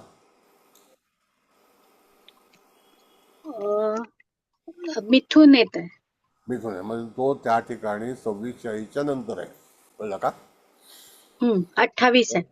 हा, मग 26-40च्या नंतर आहे. 26-40च्या नंतर जर असेल तर चंद्राला सोबत घेऊन ज्या वेळेला चंद्र हा बरोबर दशम स्थानातून शनीच्या समोरून 28 अंशाला जेव्हा जाईल त्यावेळेला कृत्तिका नक्षत्र तिथे असेल, त्या दिवशी त्याला नोकरी लागेल. अच्छा, कारण काय मीनेतनं सुद्धा शनीची दृष्टी आहे ना षष्ठावर, म्हणून मग काही कळे ना. नाही नाही नाही नाही, एक मिनिट. आता मूळचा शनी तुम्ही मला सांगितलं, हो. आता ट्रान्झिस्ट मधला शनी मेषला जायला भरपूर अवधी आहे. पण हे दोघं निघून गेल्यानंतर चंद्र जेव्हा ज्या दिवशी मेषेला असेल आणि 28 अंशाला कृत्तिका नक्षत्रामध्ये असेल त्यावेळेला त्याला नोकरी लागेल. ओके. एवढा डोक्यात कॅल्क्युलेशन असेल तरच तुम्ही चांगल्यापैकी ज्योतिषचं सल्ला देऊ शकता. Okay, thank you. मला काय वाटलं, हे जो शनी आहे मिनेटला, तो पण आता डायरेक्ट कितीतरी काळ त्या षष्ठावर बघणार, तर केव्हा असं? नाही म्हणा, आता तो बघतोय तिथे म्हणून अडथळा आहे असं बिलकुल नाही. Okay okay. म्हणून अडथळा आहे असं नाही, पण त्याला तुम्ही विचारलेला प्रश्न कर्क लग्नाला अनुसरून आपण प्रश्न सोडवत आहोत. आता इथे माझ्याकडे हातामध्ये पुस्तक नाही आहे. Hats off to you sir. किती खटाखट सांगताय सर. हा, नाहीतर मी इकडे बघतोय, मग इथून वर्णन काढतो, मग इकडे टाकतोय, मग ते आपण असं सर आहे. आम्ही तसेच आहोत सर. मला म्हणायचं काय आहे की मी कोणावर टीका करत नाही, पण माणसाने जेव्हा शिक्षक व्हायचं असेल ना, त्यावेळेला तुम्ही हातात पुस्तक घेऊन वाचनालय करू नका. Correct correct. हा, बरोबर. पण मग सर ते हा वाच तुम्ही मुद्दा खूप चांगला सांगितलात की हा, चंद्र कृत्तिका नक्षत्रात जेव्हा असेल बरोबर आहे. तेव्हा म्हणजे सप्तमामध्ये रवी आणि मंगळ आले आणि त्याच्या केंद्रात चंद्राने कृत्तिका नक्षत्रात म्हणजे रवीच्या नक्षत्रातून बरोबर आहे. भ्रमण करत असताना त्याला नोकरी मिळेल, हो, है ना? आता राहायला आता सांगतो ना काय गंमत आहे हा की त्या ह्याच्यामध्ये जेव्हा मी त्यांना जेव्हा मला पत्रिका सांगितली, मी त्यांना सांगितलं की विशाखामधला शनी आहे का, तर तो निघाला की नाही. हो हो ना. मग तुम्ही शोधत बसलात पुस्तक घेऊन, आणि आपल्या कस्टमरच्या समोर जर तुम्ही दुकान उघडलं तर तो म्हणेल की हा सगळं वाचूनच सांगतोय, नाही का. हो, मग तिथे आपली किंमत वाढते का कमी होते. आम्ही कवटेकर मॅडम ज्योतिषी अजून कमीच होणार अभ्यास सर. करतोय असं म्हणेल. कवटेकर मॅडम सांगतील बरोबर उत्तर. कमीच होणार ना सर. आता एवढा शार्पनेस पाहिजे की नाही. हो. असं आहे. त्या मॅडम म्हणाल्या तसं सर, खरोखर तुम्ही hats off to you sir. नाही नाही नाही, हॅटसर वगैरे काही नाही, हा अभ्यास आहे आणि असं अभ्यास तुम्हाला पण केला पाहिजे. नक्कीच सर, हो, वन अप खरंच तर असलं करायला पाहिजे, पाहिजे खरंच करायला शिक्षकांनी. पाहिजे. हा, करायला पाहिजे. सर अगर हा, बोल. कोई मैरिज का अगर क्वेश्चन करेंगे तो उनकी कुंडली का देखने का कि प्रश्न कुंडली से देखने का? बात ऐसा है मैडम, ऐसा है, हम्म, शादी कभी भी हो सकती है लेकिन शादी चलेगी क्या। अच्छा। पहला तो वो हमारा जो प्रोग्राम है वो आप देख लीजिए, हाँ वैवाहिक हाँ हाँ, जीवन। बराबर शादी है, किसी बराबर। की भी हो सकती है लेकिन शादी चलेगी क्या। अच्छा, नहीं गाड़ी अगर कोई कोई भी पूछा, नहीं, किसी ने वन मिनट पूछा तो वन मिनट वन मिनट, देखो प्रश्न कुंडली में भी लिमिटेशन है। ओके। गाड़ी कोई भी ले सकता है, जेब में पैसा है क्या पेट्रोल भरने को। हाँ बराबर है सर। शादी कोई भी कर सकता है, औरत को संभालने के लिए उसका कैपेसिटी है क्या। बराबर है। हाँ, तो तो शादी, उसके लिए कुंडली देखना पड़ता हाँ, तो सवाल ही नहीं आता है। कुंडली ही का ही आधार है हमारे जीवन का, कि वहाँ पर शादी होगी, नहीं होगी ऐसी बात नहीं है, कभी होगी। है। हाँ हाँ तो ये लड़का इनका जो है, अभी इन्होंने बात किया तो उसकी शादी हुई होगी और वो जल्दी हुई होगी, इन टाइम। हाँ मॅडम, काय लग्न झाले की नाही झालं देशपांडे मॅडम। सर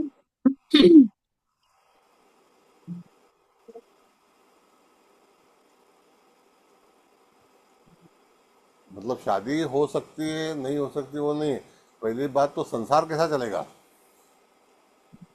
अगर अच्छा, आपने मतलब पूछा है, उनकी मूल कुंडली के साथ गोचरी का वो देखने का मूल कुंडली हमको छोड़ना ही नहीं है।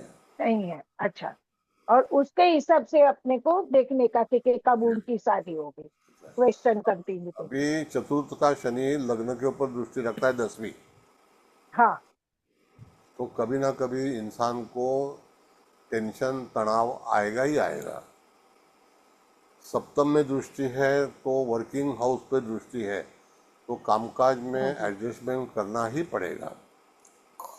षष्ठ स्थान में दृष्टि है तो पहले उसको गवर्नमेंट के काम में कोशिश करना चाहिए।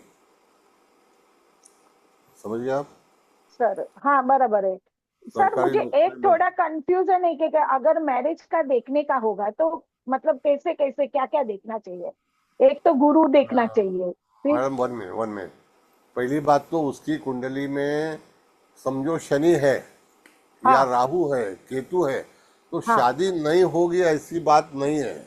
शादी हो अच्छा जाएगी, हाँ हाँ लेकिन उस शादी के बाद में जब मारक स्थान जागृत होगा, अच्छा जिंदगी की 50% मुसीबत शादी होने के बाद में आती है। बराबर है। मैं आपको फिर बता रहा हूँ, शादी कैपेबल है तो शादी होगी। एडजस्टमेंट करना पड़ेगा, हर चीज़ में एडजस्टमेंट करनी पड़ती है शादी के बारे में। शादी ये जो लिखा हुआ है उसी से होगी, लेकिन आपको एडजस्ट करना ही पड़ेगा आज के समय के अनुसार। पहले जहाँ माता पिता बोलते थे वहाँ शादी करना पड़ता था, आज वो समझ ये नहीं है। समझिए, बराबर है। आज वो टाइम नहीं है। मगर कब होगी वो क्वेश्चन का आंसर कैसे ढूंढने का? हाँ वो बताता हूँ, मैं बताता हूँ। आप अभी आपके घर में शादी हुआ है कि होने वाला है? मैं मेरे लड़के के लिए धनु लग्न का मैं ढूंढ रही है। हाँ, अच्छा ढूंढ रहे हैं। हाँ अभी ऐसा है मैडम कि अभी शादी होने के चांसेस है। कभी होगी? जब गुरु हाँ मार्गी होगा धनु राशि मिथुन राशि में, तभी हाँ आपको प्रपोजल आ जाएगा। अच्छा आप रिश्ता अभी तो देखते ही हो कि नहीं, पसंद हाँ नहीं आ रहा है? मगर सर मैंने गीता मैडम से बात किया था, उन्होंने बताया था ये मेरा लड़के का सप्तम स्थान में शुक्र है, तो अभी ये धनु में सूर्य भी आ रहा है और उसका मूल का गुरु है 11वें स्थान में। तो मैडम ने बोला कि जब में इसमें शनि आएगा तब भी हो सकता है, नहीं ऐसा नहीं, है क्या? अभी गुरु मिथुन राशि में मार्गी होगा, हाँ 2 महीने के बाद में तब हो जाएगा। शुक्रावरून गुरु जाईल ना हाँ, आणि लग्नाला बघेल. लग्नाला बघेल, ओके लाभाला बघेल। ओके। मुझे वो 2028 बोले तो मैं भी डर गई, मैं बोली अच्छा इतना। सुनो, तो अभी ऐसा है मैडम, आपकी पसंद में कुछ कमी है क्या? तो जिंदगी भर शादी नहीं हो सकती है। नहीं नहीं बराबर है सर। हाँ चलो, अभी कम टू पॉइंट। अभी हाँ शास्त्री के हाँ बारे में पूछो, अपना अपना हिसाब मत बनाओ। अच्छा अच्छा। सर हे शास्त्रीच्या 150 कुंडल्या ज्या लिहायच्या त्याला पण मार्गदर्शन करणार ना सर तुम्ही? शास्त्रीच्या 150 कुंडल्या तुम्हाला कलेक्शन करायला लागते। आता समजा माझ्याकडे 50 विद्यार्थी असतील हा तर 7,500 कुंडल्या आणू करून? नाही आणू नका, मार्गदर्शन कराल ना म्हणजे सर मी कुंडल्या द्या असं नाही म्हणत आहे सर. कशा लिहा म्हणजे ते नाही भावचलित म्हणा किंवा सगळं नाही ते असं. काय माहितीये का, तुमच्याकडे कॉम्प्युटर आहे, लॅपटॉप आहे, दनादन पत्रिका काढू शकता आणि अख्खा बंच तयार करा आणि त्यांच्या डोक्यावर मारा जाऊ। ओके. नाही तर मग तोटे एका तर मॅडम महाराष्ट्राचा कुंडली संग्रह विकत घ्या आणि त्याच्यामध्ये बरं कुंडल्या चालतं. आणि त्यातल्या पत्रिका उचलल्या तरी काहीही कळत नाही, ते काही कुणीही वाचत बसत नाही. 150 बरोबर आहे. ओके आकडा झालाय चालेल की चालेल नाही, 150 थँक्यू. कुंडल्यांचं तुम्ही लिहिलंय का नाही, तेवढंच फक्त हा बघतात आणि त्याच्यावरती ग्रेड देतात. आता जर त्यावेळेला जिथे परीक्षा सेंटर आहे तिथे जर समजा 50 विद्यार्थी परीक्षा देत असतील, तर तो जो हा कोणी परीक्षक आहे तो 50 विद्यार्थ्यांच्या 150 कुंडल्या प्रत्येकी नाही चेक हा करत. बरोबर आहे. हो ना. परत ते फक्त तेवढं 2 150 तासात 3 लिहिल्यात की तासात नाही ते व्हायला तेवढंच पाहिजे बघणार. ना. परत एक्झॅक्टली, ते फक्त 150 लिहिल्यात की नाही तेवढंच बघतात. आणि मॅडम त्या साडेसात पुस्तकामध्ये योग वगैरे सगळं दिलेलं आहे, एक्सप्लेन केलेलं हो, आहे. महाराष्ट्राच्या कुंडली संग्रहामध्ये सगळं आहे. खूप चांगलं भले पुस्तक 2-3 आहे. बरं बरं. वाक्यांमध्ये असू देत, पण आहे सगळं त्याच्यामध्ये. म्हणजे नाही, आणि ते आणि आणि फक्त फक्त आणि टू द पॉइंट उचललाय त्याच्यामध्ये त्यांनी कुंडलीतनं. हो, त्यामुळे तेवढं ते बरं बरं. तुम्हाला रेडीमेड हातात मिळणार आहे. त्यामुळे त्याच्यामध्ये वेळ वाया घालवू नका. कुठलं महाराष्ट्राचं कुंडली संग्रह? महाराष्ट्राचा कुंडली संग्रह. बरं बरं. आणि थँक्यू घरातल्यांच्या कुंडल्या थँक्यू. टाका. 10-15 लोक तरी घरातले मिळतीलच ना. आणि तुम्हाला हो एक कुंडली त्याच्यातनं स्टडी केली ना की तशा 10 कुंडल्या तुम्ही सोडवू शकतात, असं आहे ते. बरं बरं. सरांनी पण आपल्या भरपूर घेतलेल्या आहेत कुंडल्या सोडवून त्याच्यामुळे. हा त्या पण टाकू शकता तुम्ही, हो ना. त्याचं काय वर्णन हो. द्यायचं नाही, 150 कुंडल्यांचा संच द्यायचा आहे। द्यायचं आहे. बरं बरं. हो.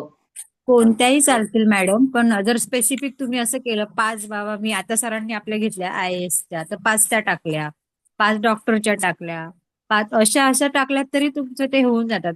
आता हो आपल्याला हो आपल्या घेतलेला जेव्हापासून आपण क्लास करतो त्यातल्या पण सॅग्रिगेट करून तुम्ही लिहू शकता त्यात. घेऊ शकते. हो हो हो, हो, घेऊ शकता. उलट चालेल ह्यात तर अजून तुम्हाला योग वगैरे चांगले लिहायला मिळतील चांगले म्हणजे असं मिळतील. हो ना. हो व्यवस्थित अगदी छान सोडवलेले आहेत. शेवटी हो. तुम्हाला मॅडम कसं आहे, लिखाण स्वतः करावं लागेल. मी काय लिहून नाही देऊ ते शकत तर आहे नाही. ते. हो सर. असं आहे. मॅडम बोला. हा कवटेकर हा मॅडम. बोला मॅडम. हा बोला मॅडम.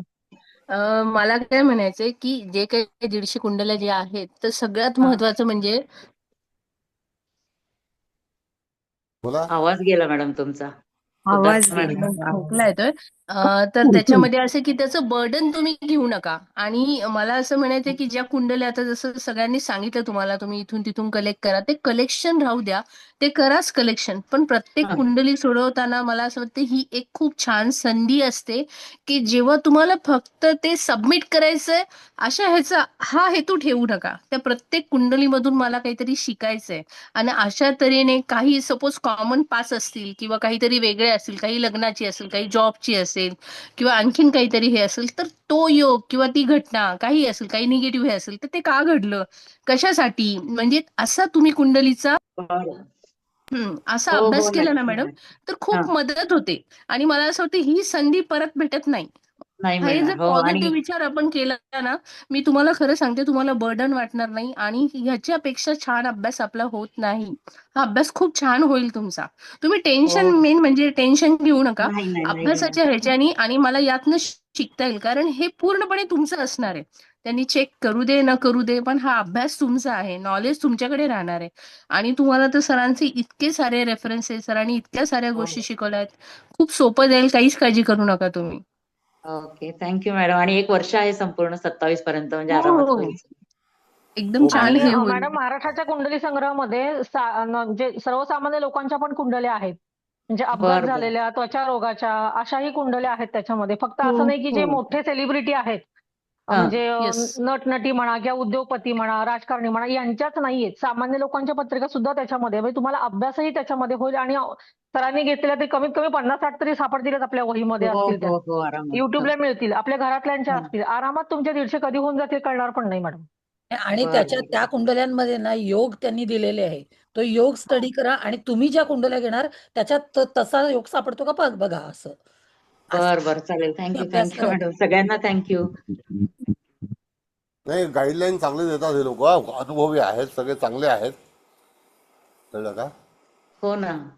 तेच ना, आम्हाला फायदा होईल नक्कीच. त्यांनी मार्गदर्शन करावं आम्हाला. माझी पण अशी इच्छा आहे. आणि करतातच आहेत त्या, सतत चालू आहे तसं. थँक्यू सगळ्यांना. पोद्दार मॅडम, शिंदे मॅडम आणि तृप्ती पोद्दार मॅडम, मॅडम. तुम्हाला काय सूचना द्यायची थँक्यू. आहे तर सांगा. आणि मॅडम कसं आहे, जे एक साप्ताहिक सकाळ असे एक काही मॅगझिन असतात, परत आणखीन आपल्या बरं. दिवाळीच्या वेळेस पण काही मॅगझिन येतात, तर त्याच्यामध्ये सुद्धा काही वेगळे विषय आपल्याला मिळतात. जेव्हा तुम्हाला अभ्यास आणि खरंच शिकायचंय अशी मनापासून तळमळ असते ना, तर तेव्हा आपण हे कलेक्शन करतो. असे 2-4 काहीतरी जुने मॅगझिन पण भेटतील तुम्हाला, आणि त्याच्यामधला पण रेफरन्स घ्या, की आता सपोज एखादी व्यक्ती एअरफोर्समध्ये आहे, तर मग एअरफोर्समध्ये का गेली किंवा आर्मीमध्ये गेली, तर मग हे प्रश्न आपल्याला जेव्हा पडतात, तर त्याप्रमाणे आपल्याला ते तिथे पत्रिका आहे, मग ते कॉम्बिनेशन तुम्हाला पाहता येतं, आणि मग हे योग काय आहे त्या पद्धतीने तुम्ही तिथे ते लावू शकता. अशा बद्दल म्हणजे अशा तऱ्हेने जर पाहिलं तर निश्चितच मदत होईल. आणि आता सरांनी मगाशी प्रश्नकुंडलीमध्ये पण चंद्राच्या ह्याच्यावरनं सांगितलं, हो सर हा पॉइंट जर कोणी सांगितला म्हणजे असं बोलू नये, पण म्हणजे नाही का, इतकं डिटेल कुणीही सांगत खरंच आहे नाही. खरंच आहे. आज हे पहिल्यांदा मी तुमच्याकडनं ऐकलं सर प्रश्नकुंडलीमध्ये. आणि आणखी म्हणजे तुम्ही आज एक शनीचं आर्टिकल टाकलं, इतकं सुंदर आर्टिकल आहे सर ते, खूप छान. म्हणजे शनीची दृष्टी, तो कुठल्या स्थानावर हे करतोय, त्याप्रमाणे ते प्रॉब्लेम सुरू होतात. म्हणजे हा खरा अभ्यास करण्याची तळमळ माझी आहे, की हो हे कळलं पाहिजे. हे कळतच नाही. शनीने दृष्टी टाकली म्हणजे संपलं. मग इथे हा प्रॉब्लेम कशामुळे आला हे कळतच नाही. तो कशासाठी आला, कुठल्या राशीच्या ह्याच्यातून, आणखीन त्याच्या सोबत कोण आहे. ते खूप छान आर्टिकल होतं सर, तुम्ही आज टाकलं होतं, शनीवर होतं बघा. सर खूप मला छान होतं ते पाठवाल का आर्टिकल. परत हो सर? मॅडम, हो माझं हो. सगळं डिलीट झालंय सर. पोद्दार मॅडम शनीचं छानच सरांनी टाकलंय. हो आणि खूप नक्षत्र पण छान आहे. चालू आहे. खूप अगदी डिटेल अगदी एकदम क्लिक होतात व्यवस्थित. कारण बरोबर आहे, हम्म. शनी म्हटलं 7:30 म्हटलं की पत्रिका बघितलं, आता तुम्हाला 7:30 आहे, असं आहे तसं आहे, मग आधीच घाबरवून ठेवतात. बऱ्याच येस. लोकांना तो प्रॉब्लेम होतो 7:30 आणि मग आमची 7:30 चालू आहे, काय करायचं मॅडम? म्हणजे आधीच घाबरतात. तर ते असे आर्टिकल मधून किंवा आता आपल्याला सरांचं एवढं सगळ्यांना मार्गदर्शन चांगलं लाभलंय आणि आता हे कवटेकर मॅडम म्हणा आणि ज्या आता परीक्षेला बसणार आहात शास्त्रीला, खरंच बर्डन घ्यायची गरज नाही. बिलकुल सरांनी नाही. ज्या सोडवलेल्या पत्रिका त्याच्यातून आपल्याला गाईडलाईन चांगली मिळते आणि म्हणूनच मी काय हो ना, म्हटलं की नक्कीच. बरोबर आहे की एक स्पेसिफिक एक विषय घ्या, म्हणजे त्याच्या 5-5, 10-10 तो तुमचा तो साइड बाय साइड तो अभ्यास पण होऊन जातो व्यवस्थित. बरोबर. आता जसं येस. पोद्दार मॅडम पण म्हणाले की पोदार ते मॅडमनी योग सांगितलं. हा. वगैरे. हा, मी तेच म्हटलं एक विषयाची तुम्ही एक कोणता पण आता आपल्या मी तेच म्हणते की IASच्या सरांनी एवढ्या घेतल्या तर त्यातल्या मला वाटतं 5-10 तरी आहेतच. तो मग तुम्हाला कॉमन एक योग मिळेल. आता आपल्या मेष लग्नाच्या सलग पत्रिका झाल्या बघा आता.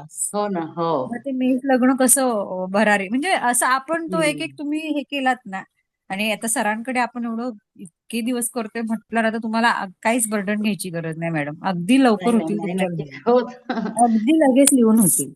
आणि हो. खरंच सर आहे आणि जसं हे जे कुलकर्णी तुम्ही मॅडम म्हणाल्या ना की काही तपासत नाहीत. खरंच आहे ते. खरंच तपासत नाहीत. काही स्पेसिफिक सब्जेक्ट वगैरे ते आपण स्वतःसाठीच करायचं. सेल्फ स्टडी म्हणून करायच्या त्या ऍक्च्युली.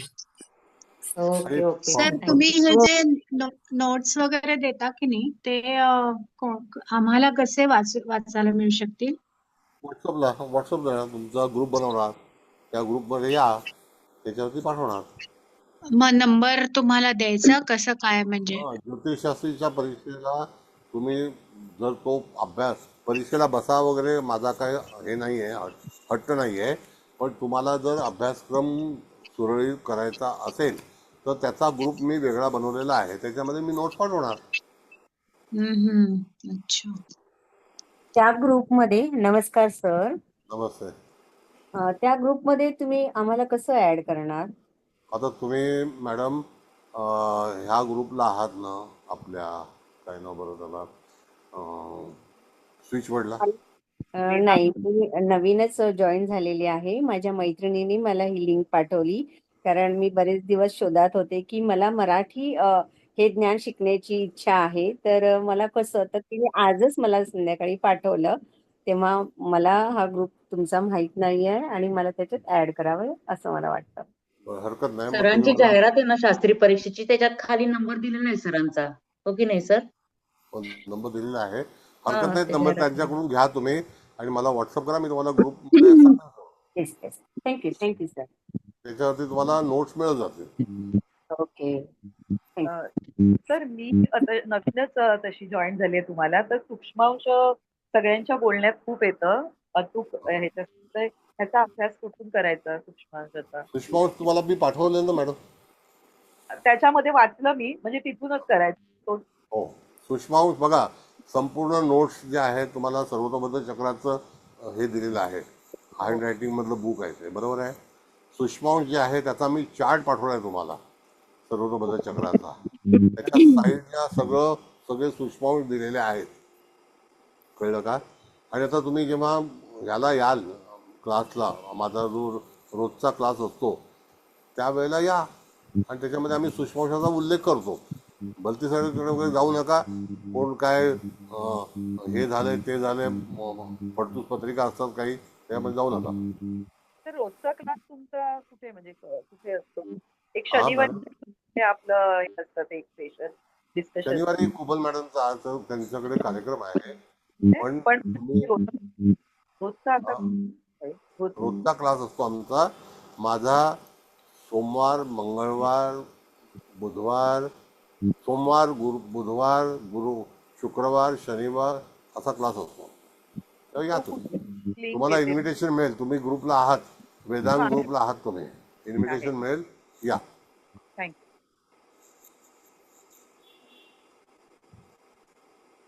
आणि सर हे कधीपासून सुरू करणार आहात सर? बस आता कुबल मॅडम काय तयारी करतात त्याच्यावरती आहे. अच्छा.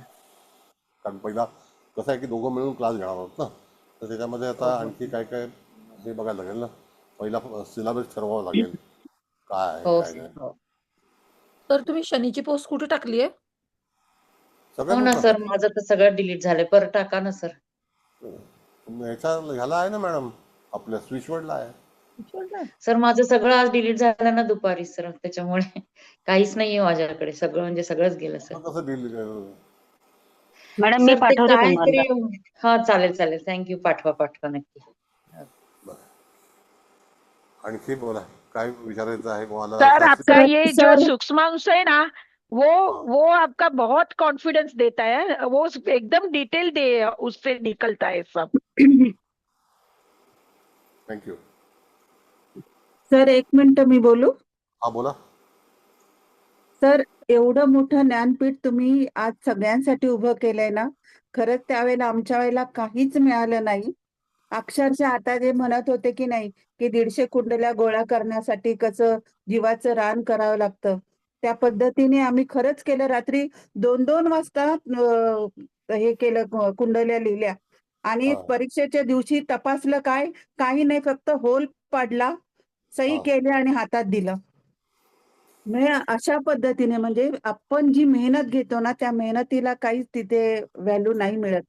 आणि ज्या पद्धतीने तुम्ही आता हे जे सांगताय, एवढं या पद्धतीने काहीच सांगितलं जात नाही. आता तुम्हाला तर माहिती आहे मी कुठे शास्त्री परीक्षा दिली आहे आणि कशी दिली आहे ती. म्हणजे काही सांगायलाच नको आहे.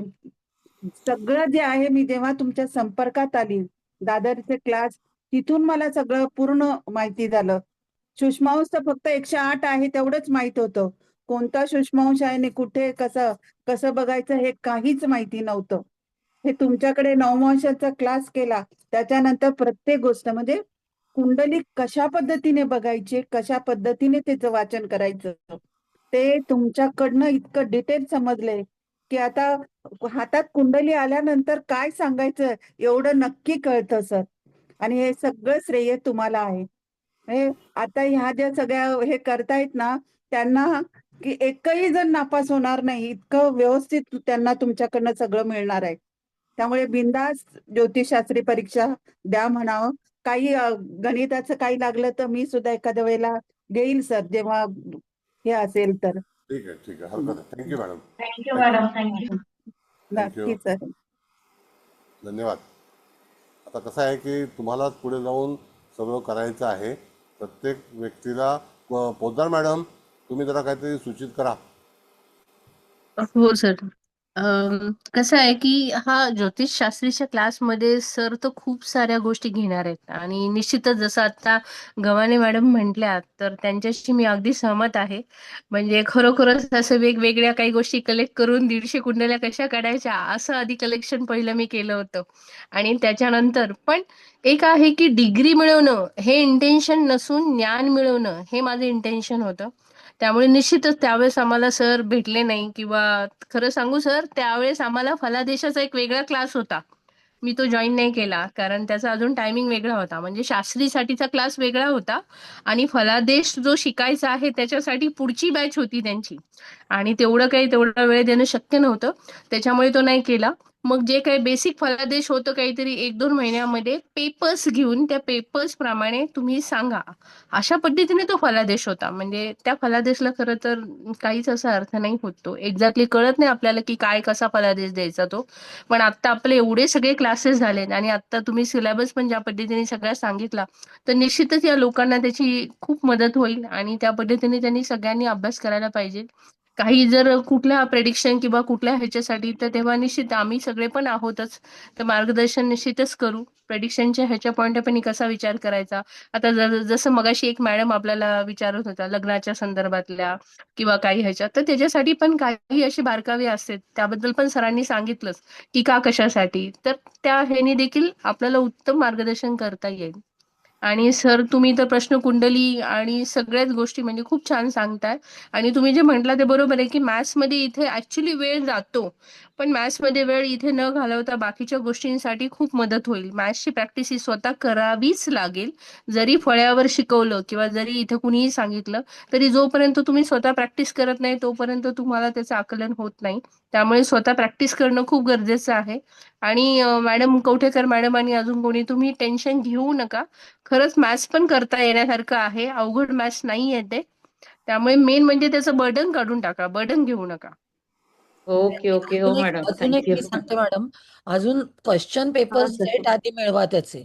क्वेश्चन पेपर सेट मिळवला ना की तुमची अर्धी हा भीती त्यातनं कमी होऊन जाते. काय बर बर कशा प्रकारचं क्वेश्चन्स असतात हे एक आपल्या डोक्यात फिट झालं ना की आपल्या मंत्री आपल्या मॅडमचं पुस्तक आहे. अभ्यासाला तशी डायरेक्शन मिळते. सर माझ्याकडे आहे सेट, जेव्हा लागतील तेव्हा मी देईल. चालेल, ठीक आहे. हो चालेल, द्या द्या, म्हणजे सर सोडवून घेतील ते. हा चालेल चालेल तर ओके. अजून एक म्हणजे मी सांगते सर की नीलम वेण्णूर यांचं पुस्तक आहे गणितासाठी.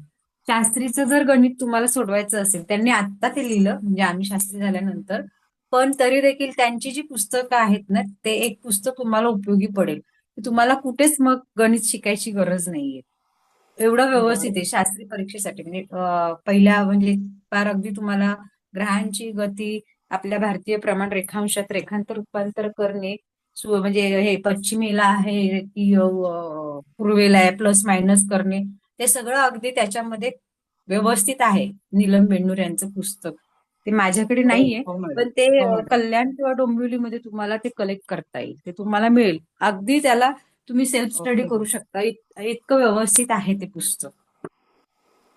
आणि हो अंजली मॅडम, पोद्दार त्यांचं पण आहे. त्यांनी पेपर सोडवलेले आहे मॅथ्सचे. त्यांचं आणि परिचयच आहे, मला वाटतं परिचयच आहे.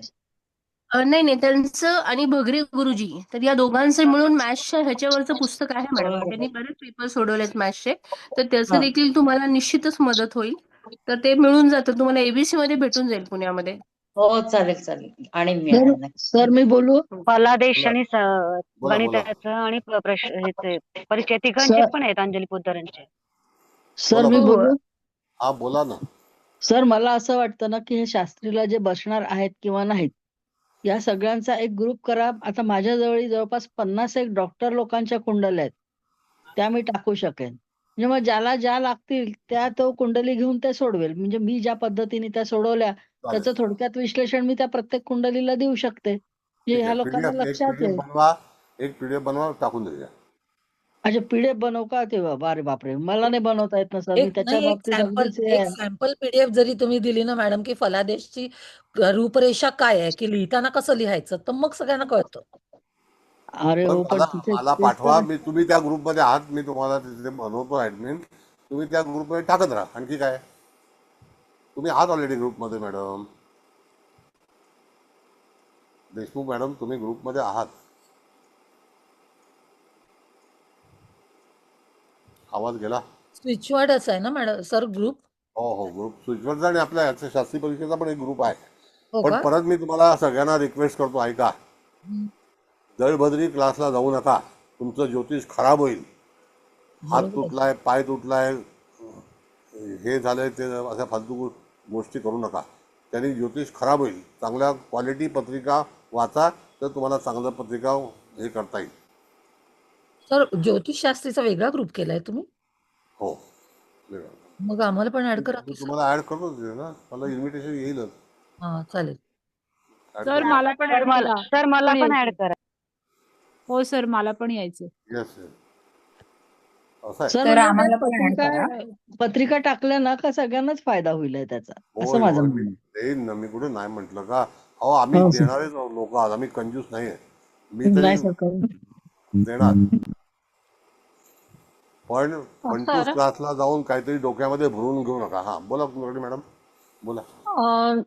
ज्योतिष सोबती आणि नीलम बेन्नूर यांचं गणिताचं पुस्तक जर घेतलं, दोन्ही शेजारी शेजारी ठेवून जर अभ्यास केलात ना, तर तुम्हाला स्टेप बाय स्टेप सगळं गणित त्याच्यामध्ये येईल. अगदी सुरुवातीपासूनचं म्हणजे पहिल्या वर्षापासूनचं अगदी शास्त्री होईपर्यंतचं सगळं गणित त्याच्यामध्ये कव्हर केलेलं आहे. आणि असं कुठलेच त्याच्यामध्ये स्टेप नाहीये की जी तुम्हाला मिस होईल तुमची आणि तुम्हाला कळणार नाही. अतिशय सोप्या पद्धतीने सोडवून दिलेलं आहे. आता ह्याच्याबद्दल मी एवढं ठामपणे का बोलते, कारण ह्या पुस्तकाची प्रस्तावना मी लिहिलेली होती. म्हणून ह्या एवढ्या ठामपणे मी अच्छा सांगू अच्छा. शकते. अर्थात ती दुसऱ्या मासिकामध्ये छापून आली होती, पण त्याची प्रस्तावना पूर्णपणे मी लिहिलेली होती. ते पुस्तक मी पूर्णपणे वाचलेलं आहे. आणि ज्योती सोबती जर तुमच्या त्याच्या पुस्तकाबरोबर जर सोबत घेतलं तुम्ही, तर तुम्हाला दुसऱ्या कुठल्याही गणिताच्या क्लासची सुद्धा गरज पडणार नाही. एवढं सोप्या पद्धतीने ते मार्गदर्शन त्याच्यामध्ये केलेलं आहे मॅडमने त्या. तुम्हाला हवं तर मला कॉन्टॅक्ट करा. मी तुम्हाला ते पुस्तक नाही मिळवून नाही, ठीक देण्याचा आहे मी ठीक आहे, माझ्याकडून आणि मी प्रयत्न हो करेन. आणि घेईन, मी घेईन, नक्की घेईन. ओके. तर ठीक आहे कवठेकर आता. मॅडम. मॅडम नाव काय त्यांचं? नीलम गोरे ना? हा बोला बोला नीलम मॅडम, बेंदूर. देशमुख मॅडम. नीलम बेंडूर. सुहास समुद्र म्हणून माझ्याकडे एक नंबर आहे. ते ऑनलाईन पुस्तकं अशी ज्योतिषशास्त्र रिलेटेड पाठवतात. मी ना तुम्हाला नंबर पाठवते, ते तुम्ही त्यांच्याकडून ऑनलाईन मागवा. आणि नीलम बेंदूर मॅडम आहेत ना, त्यांचा पण माझ्याकडे नंबर आहे. त्यांचं पुस्तक तुम्ही त्यांच्याकडून मागवा, ते तुम्हाला ऑनलाईन पाठवतील. कवठेकर मॅडम बिलकुल टेन्शन घेऊ नका. नाही नाही सगळ्यात नाही महत्वाचं. नाही, आता तुम्ही सगळ्यात एवढे सगळ्यांनी महत्वाचं. सांगितलं म्हणल्यानंतर कशाला टेन्शन नाही घेणार मी. आणि हम्म. सगळ्यांकडनं मार्गदर्शन मिळणार आहे माहिती आहे मला, त्याच्यामुळे सगळ्यांना खूप खूप आणि धन्यवाद. मानदी गुलीच्या कवठेकर नादी मॅडम लागू पहिला नका. नंबर येणार आहे तुमचा. तुम्ही ज्यावेळी बसणार तेव्हा. नक्कीच. तुमचे हे असू देत बेस्ट विशेष, म्हणजे हो, सगळ्यांचेच काही आहेत मॅडम. क्लासच्या प्रत्येकाचे तुम्हाला विशेष आहेत. बेस्ट विशेष. तुम्ही प्रथम क्रमांक पटकावणार. थँक्यू. प्रथम क्रमांक नको, मला अभ्यास वेलकम. करायचा आहे. सर, पास झाले तरी नाही, बस झालं. अभ्यास सर केला एक तरच पण बोलू आता का? एक्झाम देणार म्हणजे होणार देणारच तुमचा. मी हो परीक्षा. हो हो हो. नक्की मॅडम, नक्की. Sir all the best. Thank you. वक्री मार्गी आणि मांदी आणि गुलीच्या नादाला लागू नका. नाही सर, नाही. हा, नाहीतर परीक्षा कधीही होणार नाही. ताजी काय मी तुम्हाला शिकवेन, हो चालेल सर. माझी जबाबदारी आहे. सर एक विचारू? सिलेबस मिळेल ना? आणि सर आपल्याला त्यांच्या वेबसाईटवर गेलं तर सिलेबस मिळू शकतो ना, काय माहिती नाही नाही का? मला. वेबसाईट त्याच्याप्रमाणे पडतूस वगैरे. सिलेबस मिळेल तुम्हाला, जुन्या प्रश्नपत्रिका पण मिळतील वेबसाईट वरती. हो हो चालेल. वेबसाईट आहे. सर हा बोला. एकदम प्रिमिटिव्ह लेवलवरचे आमच्यासारखे येऊ शकतात या ग्रुपमध्ये? हो येऊ हम्म? हो येऊ शकतं? Yes madam. म्हणजे येऊ वी शकता. विल ट्राय अवर बेस्ट, पण आता आम्हाला कळतंय की खूप गॅप आहे, त्यामुळे नाही तर ठीक आहे, तुम्ही असं मनाला लावून घेऊ नका. या तुम्ही जेवढं जमेल तेवढं ओके शिका. हं? Okay, thank you. नमस्कार सर, माझी प्रायमरी लेवलच आहे. तर मी या ग्रुपला आणि तुमचं या हे मला शिकायला म्हणजे मिळेल का? आणि या कारण का नंबर माझा कोणाचाच ठीक आहे. माझ्याकडे नाही आहे. तर मला मग कोणाचा तुमच्याकडे नंबर मिळाला तर पेन वही आहे का तुमच्याकडे आता? येस, आहे आहे. हा, मग नंबर लिहून घ्या आणि हा, मला व्हॉट्सअप करा. सांगा सर. 810 810 800 800 1000 1000. Okay, thank you sir. त्याच्यावरती हॅलो करा, नाव लिहा, मी तुम्हाला हा, ग्रुपमध्ये ऍड करतो. तर या. ओके आणि ओके. फंटूस क्लासला जाऊ नका, परत सांगतो. सर, माझी इच्छा होती आणि मला इच्छेप्रमाणे मार्ग मिळाला. मला खूप आनंद झालाय सर. म्हणजे थँक्यू. मी तो शब्दात नाही व्यक्त करू शकत. इतका आनंद झाला आहे. ठीक आहे ठीक आहे. Thank you sir. तुमचं काय मार्गदर्शन आहे मला की मिळेल. लोकांनी ज्योतिषनं बिघडवून टाकलेलं आहे सगळं. फलादेशाकडे लक्ष दिलं नाही. आणि हा, कुठल्या तरी फंटूस पत्रिका आणणार आणि मग तुमच्या माथ्यावरती टाकणार आणि हे बघा ते बघा, इकडे बघा तिकडे बघा, आणि बस. माझी जशी इच्छा होती, म्हणजे मी आज पाहते ह्या सर्वांचं वक्तव्य, तर ते असं जाणवते की सगळे जाणकार आहेत आणि प्रश्नच जे नाही. मला हवं आहे ते इथे मला नक्की मिळेल अशी मला आशा आहे. Thank you madam. Yes, God bless you. Yes. Thank you बरं, सर. आता हळदणकर मॅडम समारोप करा, बराच वेळ झाला. हो सर, हो सर. थँक्यू. मला सर्वप्रथम सरांना नमस्कार करते. मला सरांचं एक वाक्य आठवतं. खूप आधी पण मी त्या वाक्याचा उल्लेख केलाय, पण आज पुन्हा सगळ्यांचं शंका, मनातल्या भीती आणि कसं हे पार पडणार अशा गोष्टी ऐकल्या तेव्हा मला पुन्हा तुमचं सर वाक्य आठवलं की ज्योतिष हे जगण्याचं शास्त्र आहे आणि जगायला काय लागतं याची शिदोरी तुम्ही आम्हाला इतकी दिलीये की पुढच्या प्रवासात ती मोर दॅन सफिशियंट एवढी आहे. ऍक्च्युली आज जे विद्यार्थी आपल्या क्लासमध्ये बसलेले आहेत त्यांनी आपली मानसिकता अशी ठेवायला हवी की आज आमच्याकडे इतक्या पत्रिका आम्ही सोडवल्यात आणि इतक्या वैविध्यपूर्ण आपण कौशल्याने आम्हाला शिकवलेलं आहे, तर शास्त्री परीक्षा निश्चितच पार पडली जाईल, त्याच्यात काही शंका नाही. फक्त ती परीक्षा म्हणजे असं आहे की जसं परीक्षेला एक तंत्र असतं, परीक्षा ही तंत्रातून जाते. एवढे 33 मार्क मिळाले म्हणजे तुम्ही पास झालात, किंवा 50 मार्क मिळालीत म्हणजे तुम्ही पास झालात. पण 50च्या ऐवजी 70 मार्क मिळवून तुम्ही डिस्टिंक्शन मध्ये आलात आणि एकही पत्रिका सोडवू शकला नाही, तर त्या डिस्टिंक्शनचा काही उपयोग नाही. पण आज इथे मला माधुरी मॅडम मगाशी जे म्हणाल्या ते अतिशय उद्बोधनपूर्वक सगळ्या विद्यार्थ्यांसाठी आहे की परीक्षेला काय होईल अशी भीतीच घेऊ नका. कारण परीक्षेपेक्षा मला काय शिकायचं आहे, मला याच्यातून काय मिळणार आहे. आणि आम्ही तर सगळेच मॅच्युअर विद्यार्थी आहोत. असं काही नाही की कोणीतरी पाठीवर हात ठेवावा, जा बाई जा, एवढं लिहा, हे येईल, असं काही नाहीये कुणाची परिस्थिती. आपल्याला उगीच परीक्षेचा बाऊ वाटतोय. तर आपली मानसिकता आपण स्वस्थ ठेवली तर माझ्याकडे काय काय आपण शिकवलेलं आहे ते निश्चित आपल्याला मिळेल. सुरुवातीला सर तुम्ही जो सगळा परीक्षेचा सिलेबस पंचांगापासून वक्री मार्गी ग्रह, योग, तिथी, जेमिनी, संवत्सर वगैरे ही सगळी बेसिक माहिती म्हणजे पंचांग पुस्तिका धरून ते आपण शिकलेलं सर्वतोभद्र, कारण सर्वतोभद्रमध्ये एवढे बारीक बारीक कॉलम इन्क्लूड झालेले आहेत की त्याच्यामध्ये सगळ्या गोष्टी एकत्र आलेल्या आहेत. त्यानंतर जेमिनी आहे, पंचपक्षी आहे, म्हणजे तिकडे काही नवसू, तिकडे त्यांनी त्याचा उल्लेख पण नको करू दे. आपण या गोष्टींचा आधार घेऊन कितीतरी समस्या सहज पार करू शकू, एवढ्या एवढ्या गोष्टी तुम्ही दिलेल्या आहेत. तेव्हा मला असं वाटतं की ज्यांच्या मनामध्ये शास्त्री परीक्षेला बसायचं नसेल त्यांना सुद्धा आजच्या चर्चेतून स्फुल्लिंग स्फुरलं असेल की मला शास्त्री परीक्षेला बसूनच बघायचंय असं पण वाटेल. कारण इतकी चांगली तयारी तुम्ही ह्याच्यातून करून घेणार आहात.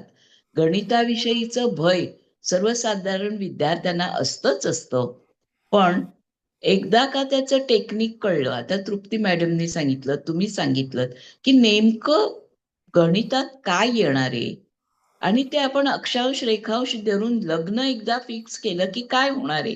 आता प्रश्नावली हा जो भाग तुम्ही घेतलात तो ऍक्च्युली आम्हाला तुम्ही एकदा शिकवलेला आहे सर, त्यामुळे मी त्याच्यापासून अनभिज्ञ नाही.